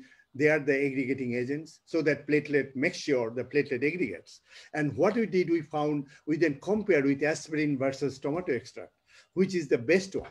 If we look at the left side, aspirin is good against arachidonic acid because, as I mentioned, aspirin is an inhibitor of cyclooxygenase only and not others.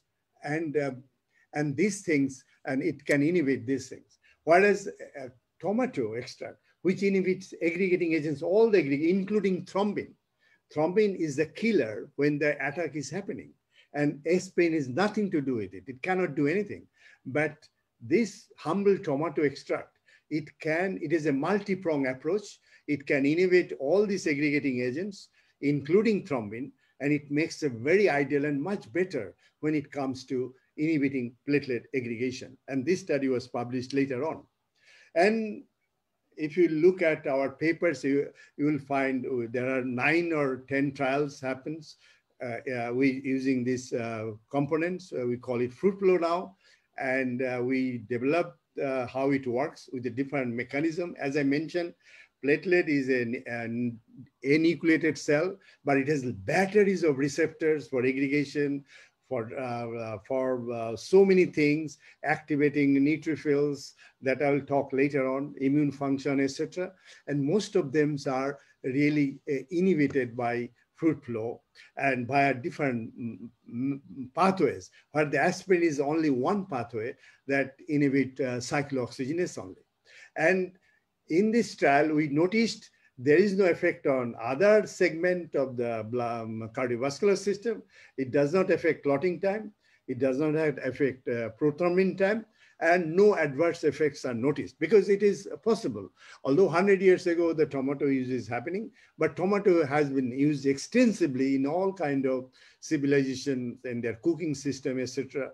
And of course, there is no effect. And this is no addition of outside any compound. It is a simple isolation of the active fraction by reductive methods. So it's a very natural, and it has a water-soluble compound. It is a heat stable, very soluble, and easily absorbed within 1.5 hours or so.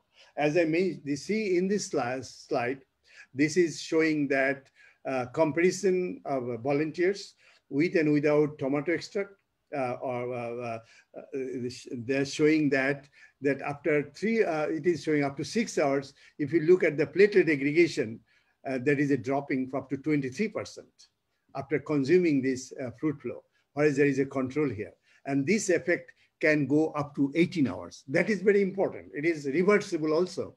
In aspirin, if you started taking it, it can continue up to 10 days. As long as the platelet survives, it is inactivated. It cannot take part in any other physiological function.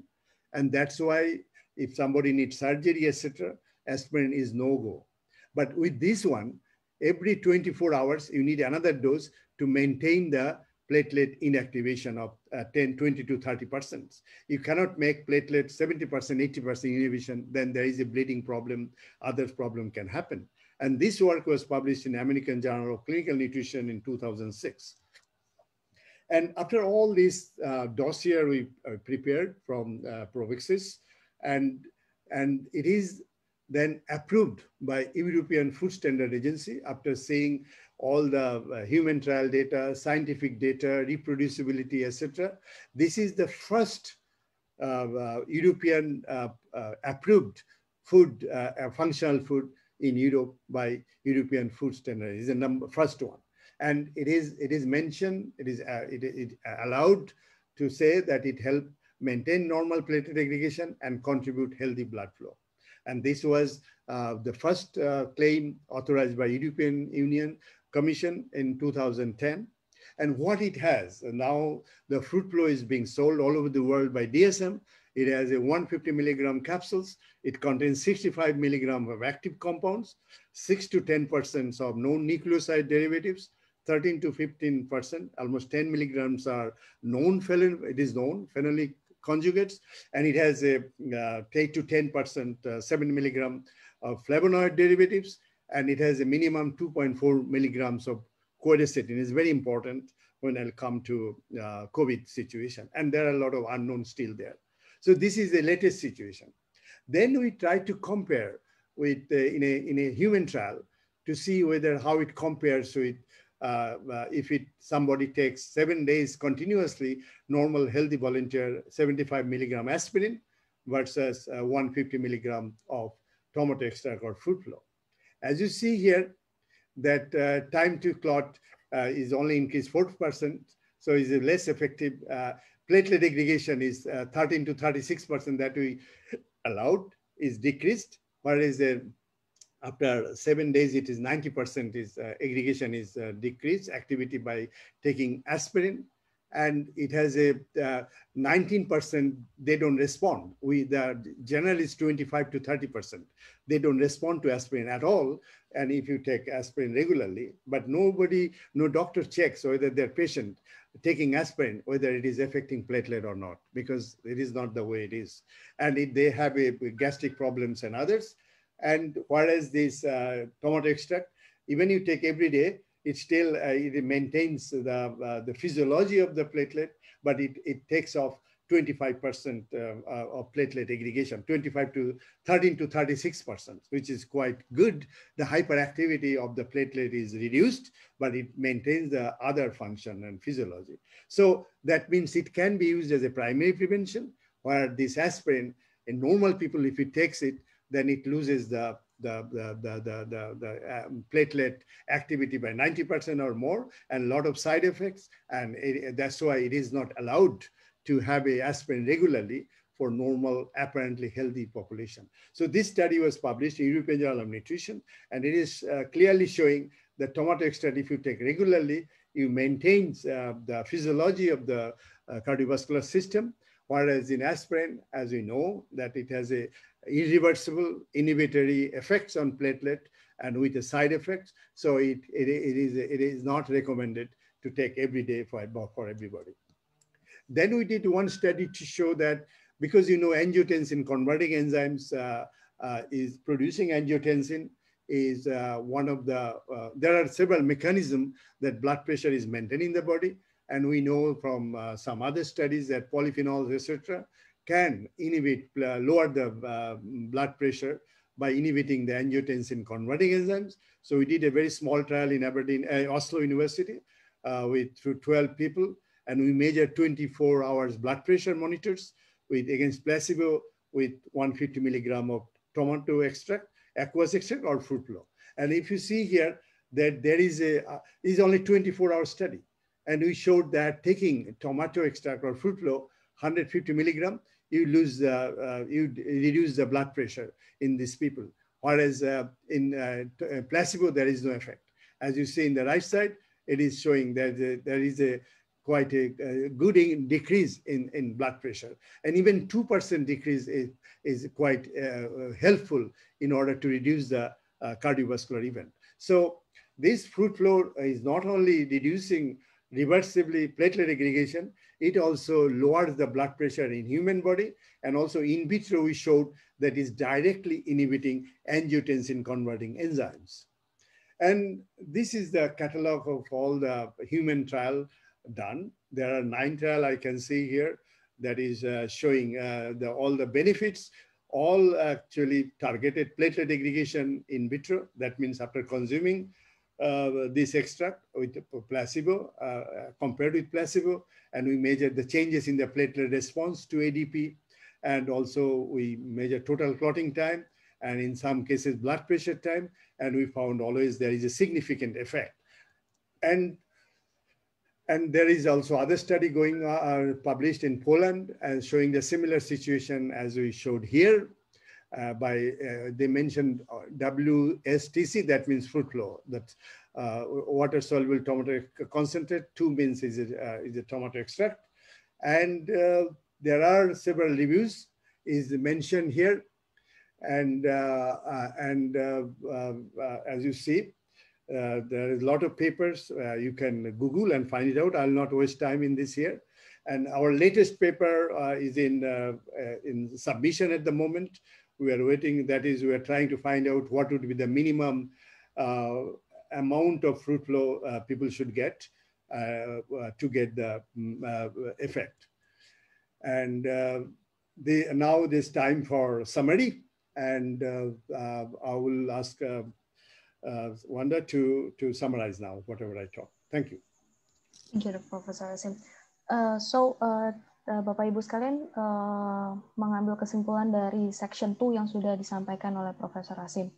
Jadi tadi kalau balik ke section pertama, bahwa kerusakan pembuluh darah itu bisa disebabkan oleh banyak hal ya, mulai dari hipertensi, kemudian diabetes, kemudian kita makan makanan yang banyak lemak, kemudian smoking, merokok, dan juga kebanyakan duduk, ataupun exercise yang terlalu banyak pun sebenarnya bisa memicu kerusakan pembuluh darah.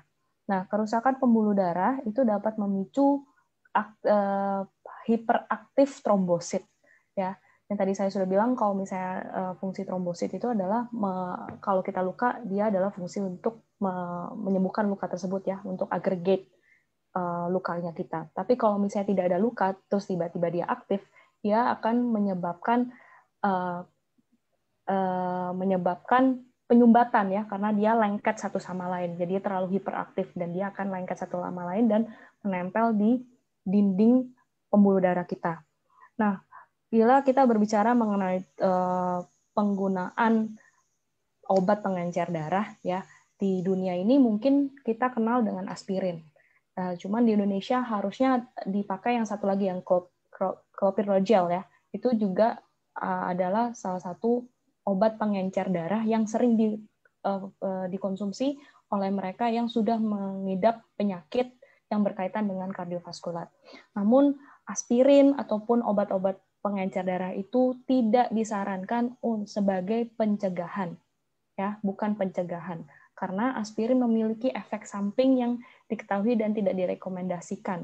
Tadi kalau kita lihat mulai dari gastric bleeding, bisa pendarahan di gastrik, kemudian 30% orang di dunia tidak bisa menerima aspirin atau badannya tidak memiliki efek ya, aspirin tidak memiliki efek ke badannya 30% orang. Ya, kemudian kalau kita tadi mendengarkan paparan dari Profesor Asim bahwa banyak zat-zat atau molekul yang digunakan untuk mengaktifasi si platelet atau trombosit. Jadi ada 4 tadi, ada ADP, ada kolagen, trombin, arachidonik acid ya. Arachidonik acid yang utama sebenarnya. Jadi aspirin itu meregulasi si arachidonik acid supaya tidak terjadi penggumpalan. Namun aspirin ini tidak bisa meregulasi trombin. Jadi trombin hanya bisa diregulasi sama si fruit flow supaya tidak terjadi hiperaktif trombosit ya, tidak terjadi hiperagregasi kalau kita bilang ya, tidak terjadi hiperkoagulasi. Jadi akhirnya di tahun 90-an Profesor Asim mulai nih mencari, karena waktu tahun 90-an itu banyak profesor, banyak peneliti mulai meneliti sayur-sayuran dan buah-buahan yang berkaitan dan bisa menyembuhkan atau mencegah penyakit kardiovaskular. Nah, mungkin di tahun 90-an itu meramai dengan omega 3 atau fish oil ya. Itu. Tapi ternyata omega 3 dan fish oil pun tidak cukup baik untuk mencegah hiperaktif trombosit. Jadi akhirnya Profesor Asim mulai ke pasar ya, mulai ke supermarket, beli semua jenis-jenis buah-buahan, jenis sayur-sayuran, kemudian di jus, diekstrak, kemudian dicobakan ke plasma platelet ya, ke plasma trombosit, dicek mana nih dari buah-buahan tersebut yang memiliki efek antikoagulasi yang paling tinggi. Nah, ternyata ekstrak tomat yang punyai hasil antikoagulasi yang paling tinggi. Nah, cuman untuk di fruit flow bukan berarti itu jus tomat diekstrak kemudian kita masukkan ke dalam SOP Subarashi ya, bukan ya. Ada cara-cara khusus vaksinasi selektif yang mungkin ya kita tidak bisa kasih tahu ya, karena ini confidential metodenya, yang kita lakukan supaya menjadi sebuah fruit flow yang bisa meningkatkan lower atau merendahkan aktivitas koagulasi pada trombosit. Begitu. Oke, kemudian fruit flow juga heat stable ya. Jadi dia tahan terhadap panas, water soluble juga, dan fruit flow tidak memberikan efek samping seperti aspirin.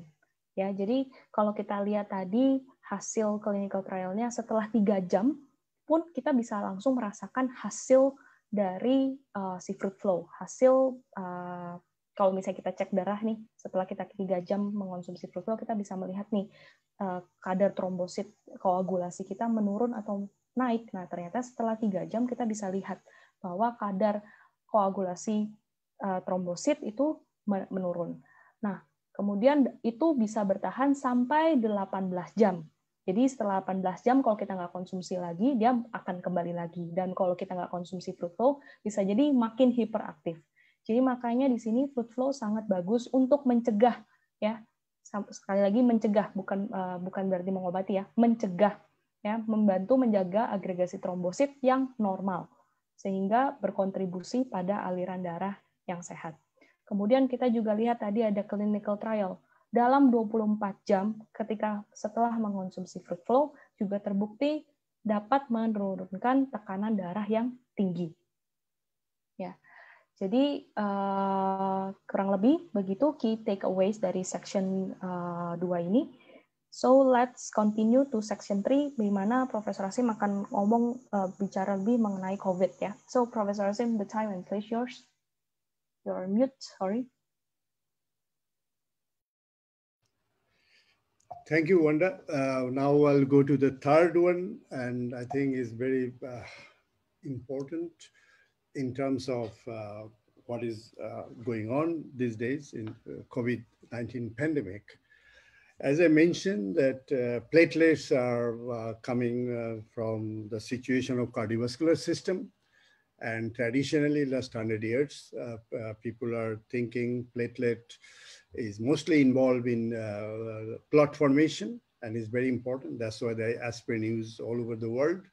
And but later on, 20 years back, it is shown that it is involved in atherosclerotic plaque formation as we develop ourselves because of a lack of activity, bad diet, etc., and pre-diabetic condition, insulin resistance, etc. It is important in atherosclerotic formation, but we don't have an arms ammunition or anything that can stop the platelet become active, and because aspirin cannot be used. So that's why the alternative dietary source having been sought, and thankfully fruit flow is the only dietary factors, functional food, so far is the most well-studied, and so many human trials, etc., actually putting fruit flow in the top of the alternative to aspirin as a dietary regimen without any side effect and reversibility effect, and also it also reduces the blood pressure maintenance.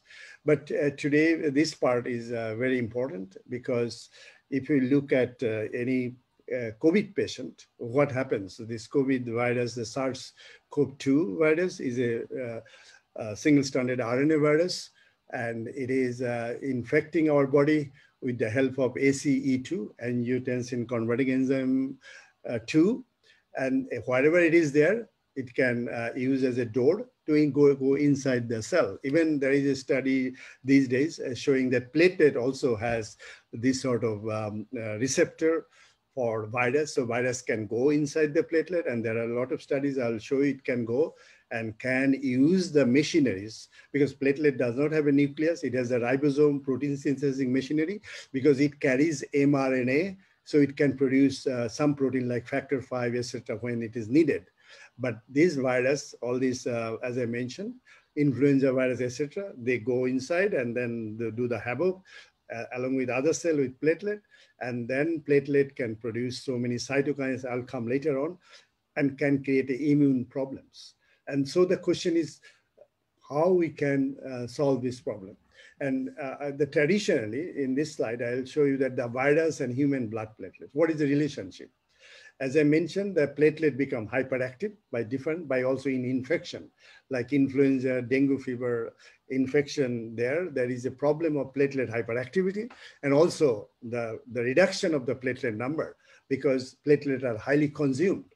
Platelet life is only 10 days.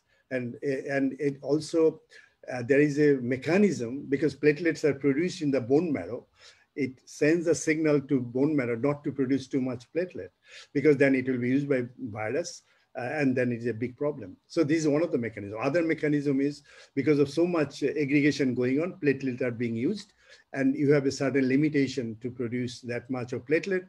So there is a thrombocytopenia, that's a less number of platelet. And this is also a problem. At the same time, platelets are very active because of different situations that I'll come on later on. Because if I go in general, what can happen? that is platelet becomes hyperactive and release so many cytokines, inflammatory cytokines. But platelet also have an antiviral response. It tries to clear the virus from the circulation by different mechanisms. It interacts with the neutrophils or leukocytes and trying to make a trap so virus can go there and can release. Virus also has several mechanisms that I'll come later on to target the platelet, different mechanisms so that it can use very easy host, so it can replicate also a lot. And also it can use as a transport, go here and there because the blood is flowing, not in the tissue. So it can go to anywhere it likes to. So it's very important that these cells has the capacity, has the potential to take the virus and go take it different places in the body. And as I mentioned, single-stranded RNA is the ideal in this case because platelet has protein machinery and it can use it and also transporting here and there. And platelet, there is a mechanism, it's called neuroaminidase that affected in the platelet. So there is less production of the platelet.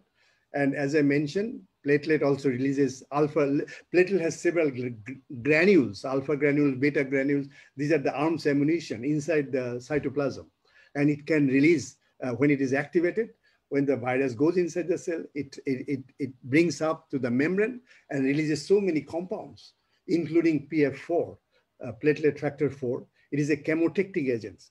It brings leukocyte together and it can produce antiviral agents. So antiviral kind of trap. And also platelet has a specific antibody, IgC, that neutralizes many viruses. So the struggle is going on between the virus and the platelet, as also in other cell type is going on. Platelet also have toll-like receptor, TLR. Platelet can sense which is pathogen, which is not pathogen. And through TLR, the virus can go there and then it can produce so many signals, an aggregating agent that can bring all these blood cells together and try to fight against the virus. Platelet, or through the TLR, it can also degrade the virus and can present the part of the protein of the virus, of the membranes of the virus to the outside cell membrane, which is through MSC1. You know, the major histocomplexity complex, one is present in every cell. It is very important. And MSC2 is present only antigen presenting cell, few cells, dendritic cells, macrophages, etc. But platelet, except the red blood cell, this MSC1 is present. The function of the MSC1 is this.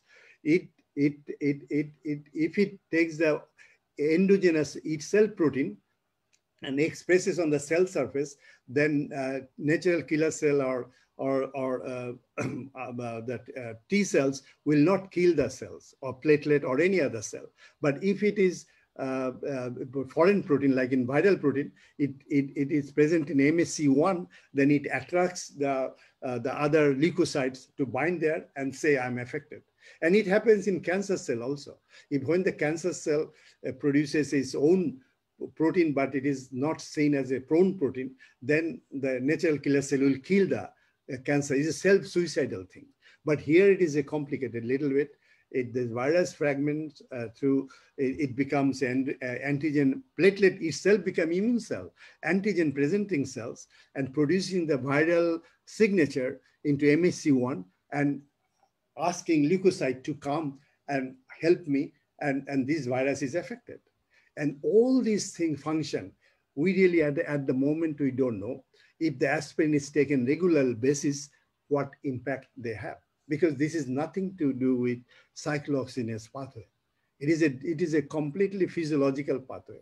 But one thing we know, that for 10 days, if somebody take aspirin, this sort of activity may be compromised and is a big problem, because we are trying to make sure that platelet does not take part in the aggregation of clotting process. That's why the aspirin is given in cardiovascular patient. But doing that, we might be actually compromising other physiological action, including inflammation, etc., and antigen presenting other activity, and taking virus to different places in order to kill, or virus to win the game. So something can happen. So As I mentioned so far, the hemostatic function is very important for platelet, but we know now it is as important in immunosurveillance. That's why you'll find the doctors are very worried about platelet function in COVID patient, because COVID viral infection, viral disease is a completely immune disorders. It is the struggle between immunity, innate and adaptive immunity of the host versus the pathogen. This is as simple as it is. Although the side effect is breathlessness, etc., but people die of cardiovascular things, and cardiovascular platelet clot is found in every tissue in the COVID patient. So it is a big thing. And also this immune surveillance, that is a new role, a very important role of the platelet. More and more data is coming, actually showing this thing. And that is a challenge for us to find out that we have to have some kind of product which will inhibit platelet to act as a platelet aggregating agents, but not inhibiting its immune function or immunosurveillance. This is very important. And that is what is going on at the moment. Because of aspirin, we don't know, probably is working or not. As I mentioned, that when the virus comes, it produces so many cytokines, it affects endothelium surface, and endothelium surface problem means it activates so many adhesive molecules, von Willebrand factors, etc., and platelet become activated because of this and try to be in a prothrombotic state. And that lead to several thrombosis or platelet, microplatelet aggregate, etc. And also it is a very two-sword actually situation. It is also, we found that COVID-19 is associated with hyperplatelet activity. At the same time, it reduces the platelet count. It could be different mechanism. One is the heavy use of platelet that we see in preeclampsia in hospital mothers, because they use the intravascular coil, that the platelet is highly consumed. The platelet number is not there. And also some virus has a capacity to stop the platelet if it is too much aggressive there by acting on neuroimmunities. And other thing COVID does is actually, it is activating endothelium and making hypercoagulability surface on the endothelium. Because in endothelium, nitric oxide and prostacyclin are the most important platelet inhibitory product. And this is produced less because if endothelium surface is gone. But some of the product like arginine, quercetin, etc., that can activate the nitric oxide and prostacyclin, and that makes the endothelium integrity is all right. So platelet is can be activated by virus as well as contribute to the above mechanism by depending what situation it is there. And there is a three thing happens in COVID patient. One is a coagulopathy, high blood clotting factor, because that will come later on why the coagulation is more increased, thrombocytopathy, thrombotic tendency, and endotheliopathy. Endothelial is gone because of the virus interacting with the vessel wall surface. Because of ACE2 receptor, it goes inside and making this, and all this causing a vast consumption of the platelet, and also because platelets are aggregated, forming aggregates, and also damaging different tissues, and ultimately death. Now, if we then compare that what is going on the basis of the understanding of the thrombocytopathy and endotheliopathy, therapies are directed towards platelet activation. How we can stop platelet activation and apoptosis, the platelet death, and improving the endothelial cell health that may be effective against the COVID-19. Endotheliopathy means is increased level of von Willebrand factors. I showed you initially that the vessel wall is getting bumpy because of so many adhesive factors are there, and factor 8, and thrombomodulin is increased, soluble, because thrombomodulin bind thrombin, and that's why thrombin cannot activate the coagulation system and aggregation. But when the endothelium is broken because of the viral infection, this thrombomodulin is increased. Soluble P-selectin is increased. Vascular endothelial growth factor is increased. Factor 5 is increased by this, all by endothelium cells, as well as plasminogen activator inhibitor 1. That is a thing that is inhibiting the plasmin. So it cannot dissolve the clot. And this product is, this inhibitor of clot dissolver is increased. And also it lowers the prostacyclin and nitric oxide synthesis. So these are happening in endothelium when there is a COVID infection is there. And thrombocytopathy means platelet reduction is there in 50%, not all cases. There are reports, but 50% cases I saw there is a decrease in platelet. Depends when you see the patient. And increase the P-selectin. This is very important in terms of platelet aggregation, and CD40L on the cell surface. And it also increases so many cytokines, and these things is happening. And the most important thing is, of course, this nitric oxide and prostacyclin production in endothelium is also compromised because endothelium integrity is lost in COVID-19. So what happened when the COVID infection, SARS virus infect any cells, including platelet, it produces inflammation, cytokines, and it can lead to cytokine storms that we measure by interleukin-6 and others. And platelet, it has been shown that platelet gene expression is altered, obviously, because the virus is increasing the platelet and enters into the platelet and take the machineries and produce the protein, and gene expression is happening there. But the data is not solid yet, but it is there. And also then platelet interact with so many immune cells because of platelet become active, and they produce so many receptors that binds the leukocyte, etc., and ultimately produce a trap. And of course, platelet become hyperactive, try to aggregate all the time. So this is happening, as we see in a mild cases in diabetes and apparently unhealthy situation, but COVID-19 is directly entering into the platelet, doing this also through the production of the cytokines in monocyte and macrophages, and complement system is activated and platelet become active.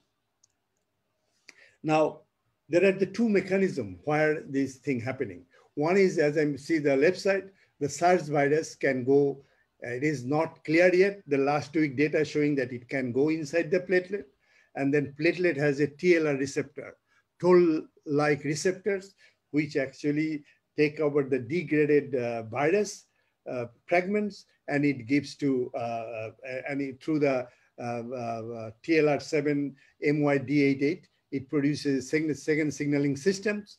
It activates neutrophils and produce DNA and produce microbial mitochondrial DNA combination, and it could be taking into immune situation. And this is very important, the way this virus is going inside the cell and taking over the machinery for its own replication. At the same time, it is taking its machineries to produce, to activate the neutrophil and DNA and take part in immune situation. Now, if you go to the left side, as we know that, as I mentioned, left side, that platelet is activated, and activated means platelet aggregation will be more, secretion will be more, platelet will be more adhesive to the vascular bed, and the blood flow will be compromised, everything can happen. And this can happen through different mechanisms that I mentioned a little bit, much more, but this can happen. Now, the question is, most of the pre-COVID patients, they may not have taken any antiplatelet dietary regimens or aspirin, forget it, because apparently healthy people, because aspirin cannot be used as a primary prevention. Under this condition, if somebody take fruit flow, obviously the activation of the platelet would be less and aggregation would be less, and it will have a less adhesion situation, and the SARS virus can make a less mess on these cells. At the same time, since it is not directly strongly affecting psychology exogenous, it maintains the physiology. So depending on the situation, it can also try to kill or try to clear the virus from the cell. It cannot happen if somebody is not taking a drug which actually pro-physiologic or pro-platelet, which allow the platelet to do these jobs, just not like aspirin, but fruit flow, because it contains so many antioxidants, so many polyphenols, etc., that might help to platelet to affect physiologically in order to prevent the severity of the COVID virus.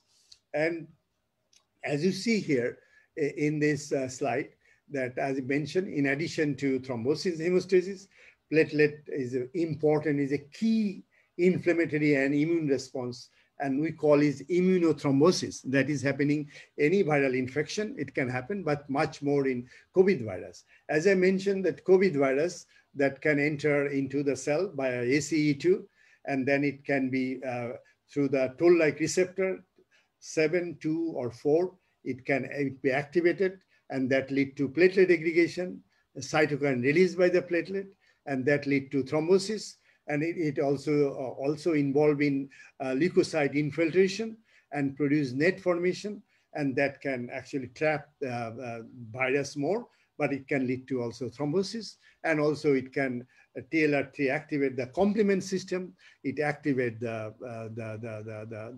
coagulation activation, and fibrin deposition is there. But if your platelet is inactive, then the coagulation may not be affecting that way.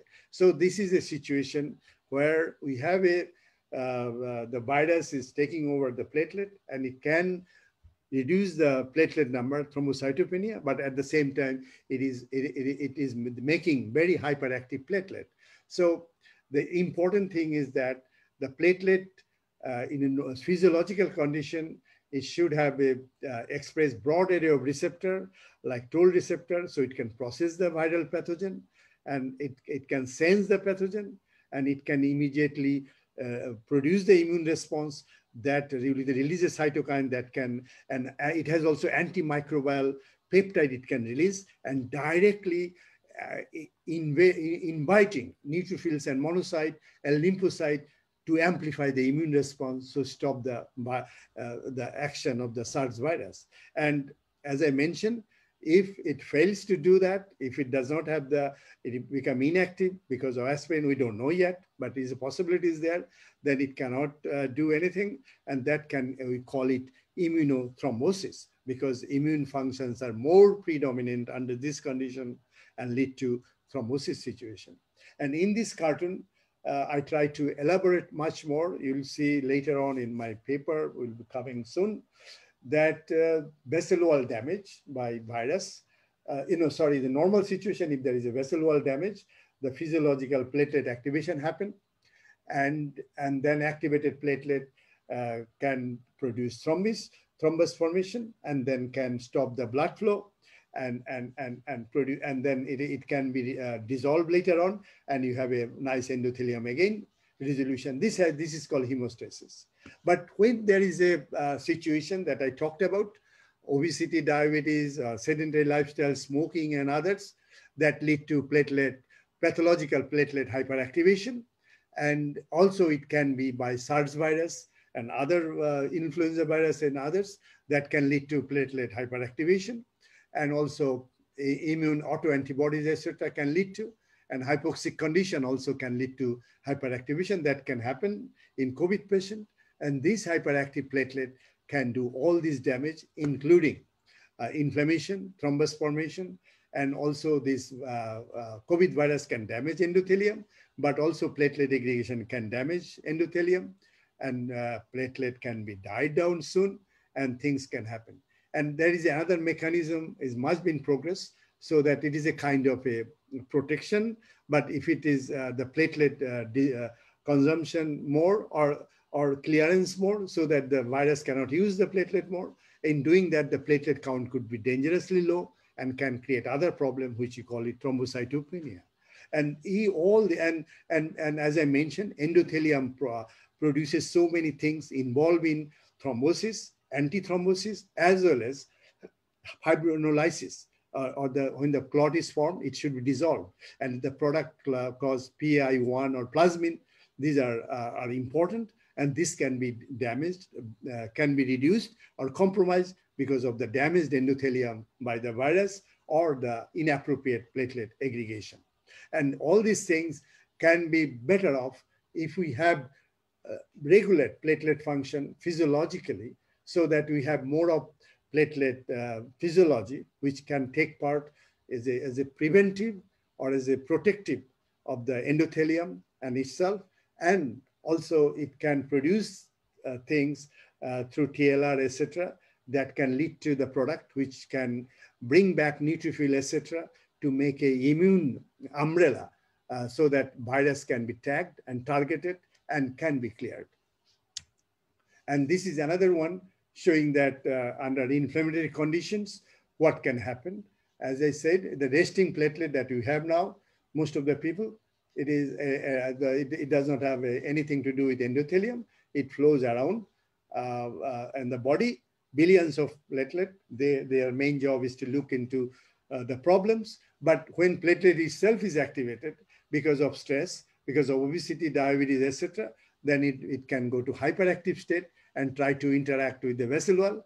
But the vessel wall can be also activated by so many activities, diet, etc. And that interaction lead to thrombus formation, and that lead to cardiovascular problems. And of course, the most important thing is endothelium non-thrombotic surface is maintained mostly by nitric oxide, prostacyclin, that also interact with the platelets so that platelet does not aggregate, etc. and things there. And we have a low dose aspirin that we use in the cardiovascular patient. We use purinergic receptor situation and nitric oxide producing agents, prostacyclin, antioxidant, statin, etc. has some effect. But fruit flow, we believe strongly, and the data is showing that they can physiologically inactivate the platelet, so it does not aggregate. It may not be compromising the platelet other physiological activity, and also because of it contain quercetin and others, it can help in the nitric oxide productions and antioxidant. It has a lot, so it can affect the endothelium function also.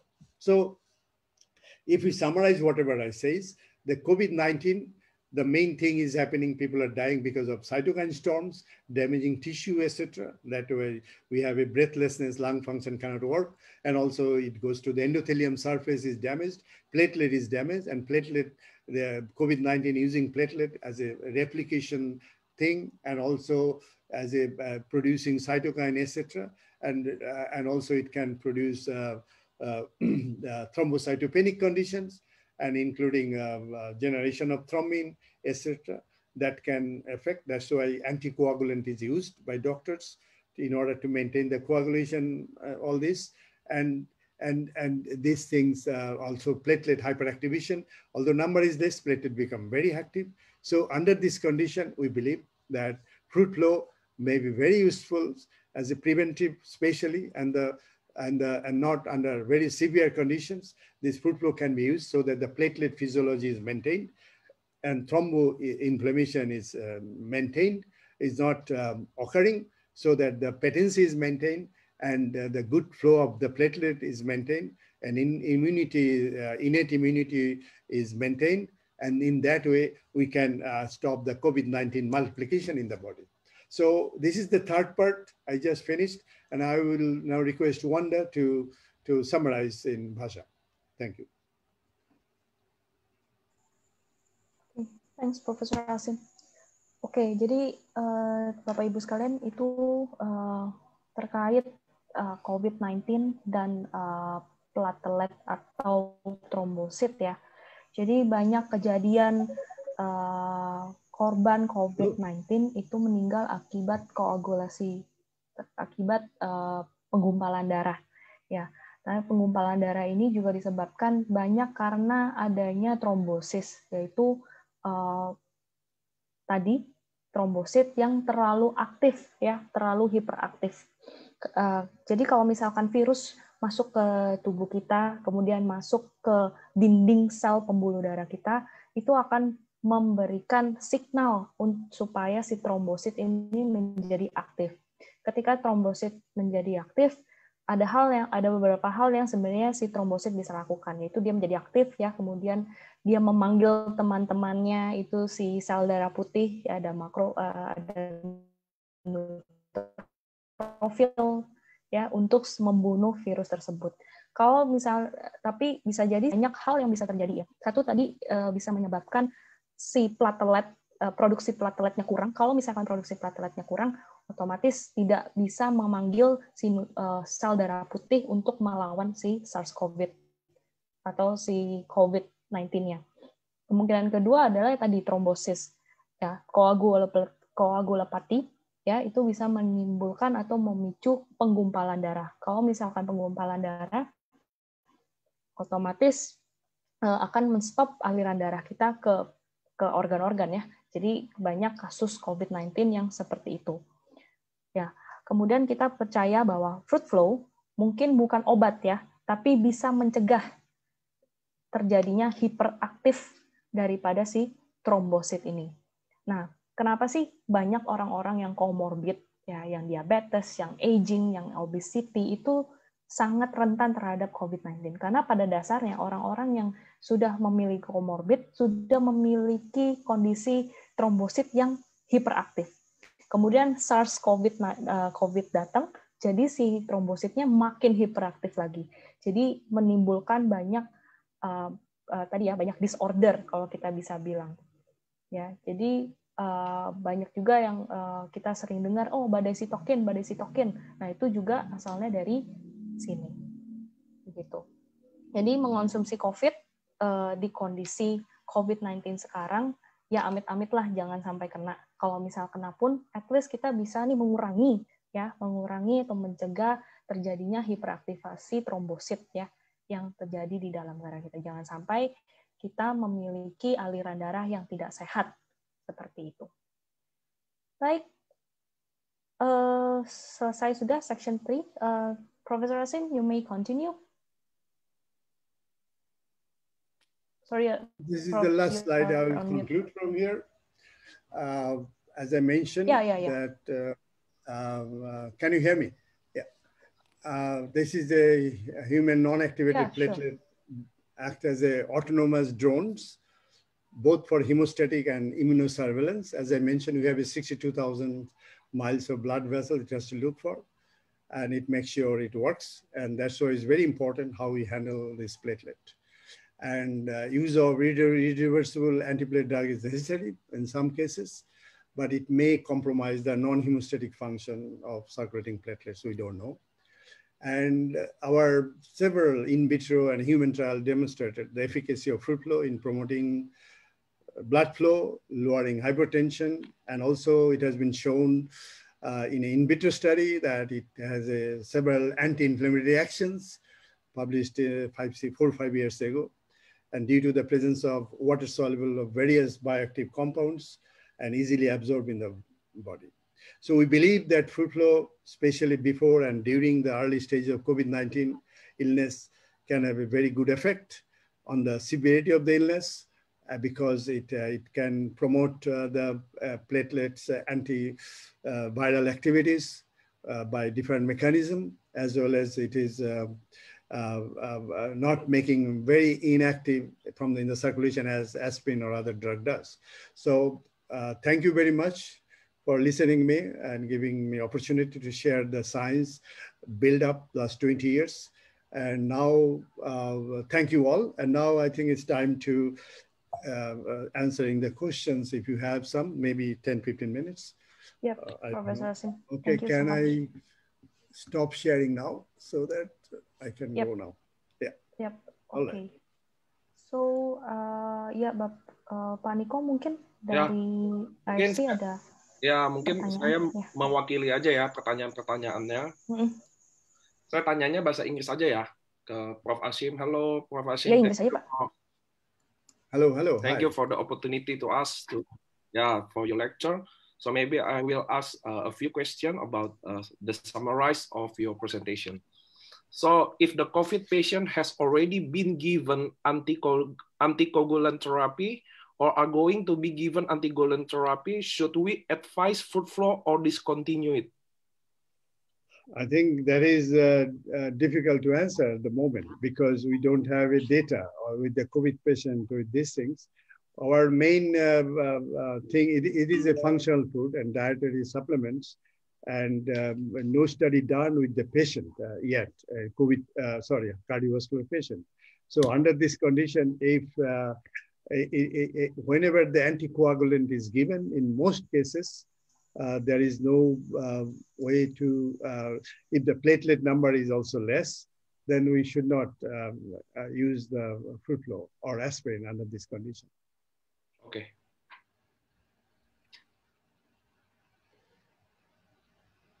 Any other question? Should we stop fruit flow? Is there correlated about that? Yeah, if the patient is in the hospital, and obviously then most of the medication will be discussed and under the jurisdiction of the medical doctors, actually. So they will decide, and the patient situation will guide whether we should give the anti-platelet agent, including fruit flow. This is a completely doctor's prerogative, actually. Okay. But what I'm trying to say that if we take in an early situation or pre-COVID-19, this would help so that the severity of the COVID patient will be less and less because of the platelet will be effectively working more physiologically than under any other conditions.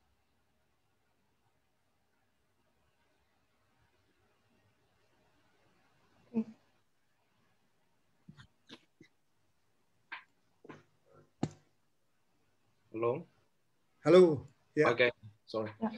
And last question, maybe if patient already consuming aspirin or some medicine, drug medicine, should we lower the doses or time consuming for food flow? Yeah, there is a study done with aspirin plus fruit flow, because you see, if somebody is taking aspirin, there is already 70–80% reduction of platelet activity is done by irreversible inhibition of aspirin. So addition of fruit flow when it comes to a platelet aggregation may not be that useful because aspirin already making inactive platelet in the body. So our question is, our target is those people who are not taking aspirin and not as a primary prevention. Under this condition, the fruit flow must be taken. But if somebody is taking aspirin all the time, say patient and things like that, you may not get the additional benefit because when it comes of hemostasis, because aspirin taking every day, chronical use, if somebody is resistant to aspirin, that's a different issue. Then you have to see whether the platelet aggregation is affected by taking aspirin. We found 2 to 3 per 10 patient aspirin cannot stop the platelet aggregation. But if somebody's aspirin is working, then 70–80% inhibition is there. So you don't gain much. Okay. The last question, according to your presentation, is there any maximum daily allowance for fruit flow, and how about the side effect? Okay, I think we have trial with up to 300 milligram. That is okay so far, and 150 milligram is per day generally recommended, and we don't see any side effect. And we don't expect to see either, because if you look at find the goulash and other culinary in Hungary, they take 2 kilo, 1 kilo tomato. Tomato is used like anything. So I don't expect any side effect, or we didn't find any side effect in any trial so far from this fruit flow. Okay, so maybe we just want to thank you to Prof Asim, for Ruedi, for Prof Taichi also. Thank you for Wanda also for translating in Indonesia. So it's very, very good opportunity for us for welcome you in this presentation to more know about food flow. So I hope maybe kesimpulannya ya teman-teman, mudah-mudahan kalian semua bisa pahami. Nanti kita akan cariin dokter juga yang bisa bantuin translating presentation dalam versi Indonesia tentang manfaat food flow. Tapi buat kesimpulannya teman-teman, ini paling bagus dikonsumsi sekarang untuk mencegah, di mana buat kesehatan pembuluh darah dan agresi trombosit kita ya teman-teman ya. Mudah-mudahan presentasi ini ini akan direkam, nanti kita akan bawain secara Indonesia nanti translating dari yang penjelasan mereka semua, baru kita upload ke teman-teman semua untuk bisa nyimak lebih baik. So kita mudah-mudahan kalian bisa say thank you dulu ke teman-teman semua. Saya akan buka chatnya. Thank you for Ruedi, Taichi, and Prof Asim. Terutama juga buat Wanda yang bikin make it happen presentasi hari ini. Mudah-mudahan kalian bisa tahu benefit selain dari manfaat subarasi ada SOP kan. Kalian sekarang jadi tahu lebih food flow, dan kita akan janji ke kalian atur seminar medis yang bahas food flow dari presentasi dari DSM ini, yang dimana masih banyak yang rooming ya tadi bahasa Inggris ya. Tadi saya lihat banyak yang mukanya nggak ngerti-ngerti sih, mukanya begini aja.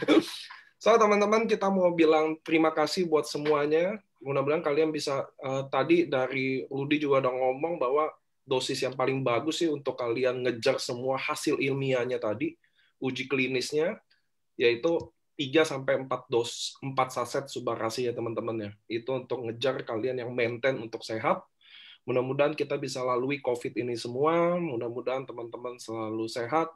Mudah-mudahan kita akan bawain tim medis yang lain, ahli-ahli yang lain dari internasional untuk jelasin ingredient-ingredient. So thank you Prof. Thank you once again for Prof Asim, Ruedi, and Taichi. Thank you for having us. Thank you all. Thank you. Bye-bye. Thank you. Bye. Thank you. Thank you.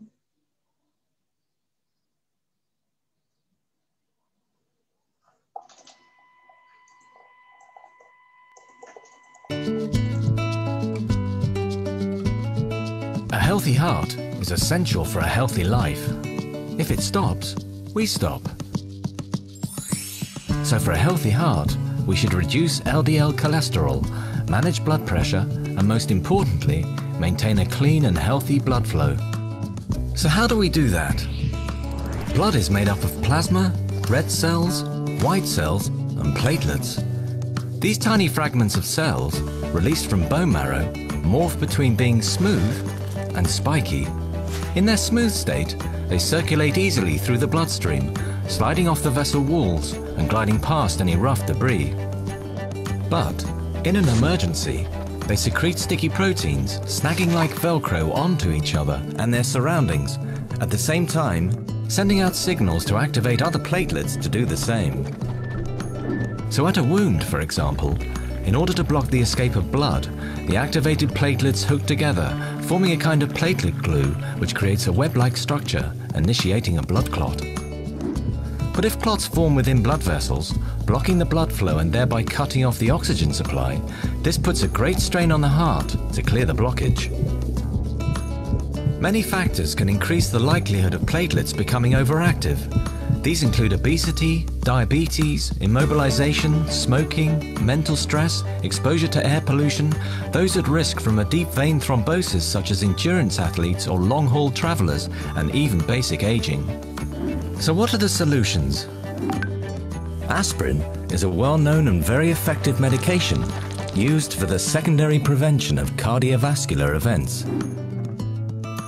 But approximately a quarter of the population can be intolerant or resistant, and harmful effects are common. Therefore, the US FDA doesn't support its use as a primary preventer of cardiovascular disease.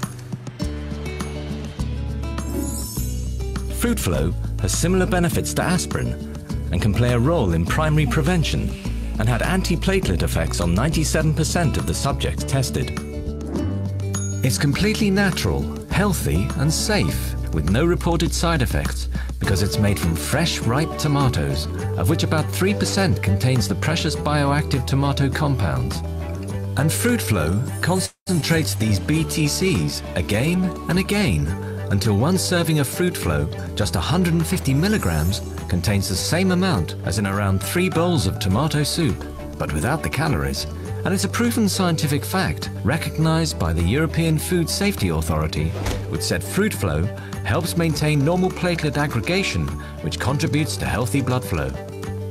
The benefits start to happen in about 1.5 hours, and the first dose lasts for 12 to 18 hours before everything goes back to normal. But when taken every day, it maintains a constant, healthy blood flow. It's highly stable, water-soluble, and has little flavor, odor, or color, making it an ideal ingredient in a vast array of foods, beverages, and supplements for consumers who want to maintain a healthy blood flow without medication. Fruit Flow. Scientifically proven, the next generation in heart health. Just one of DSM's natural supplements for better heart health. Search DSM Health Benefit Solutions online or visit our website.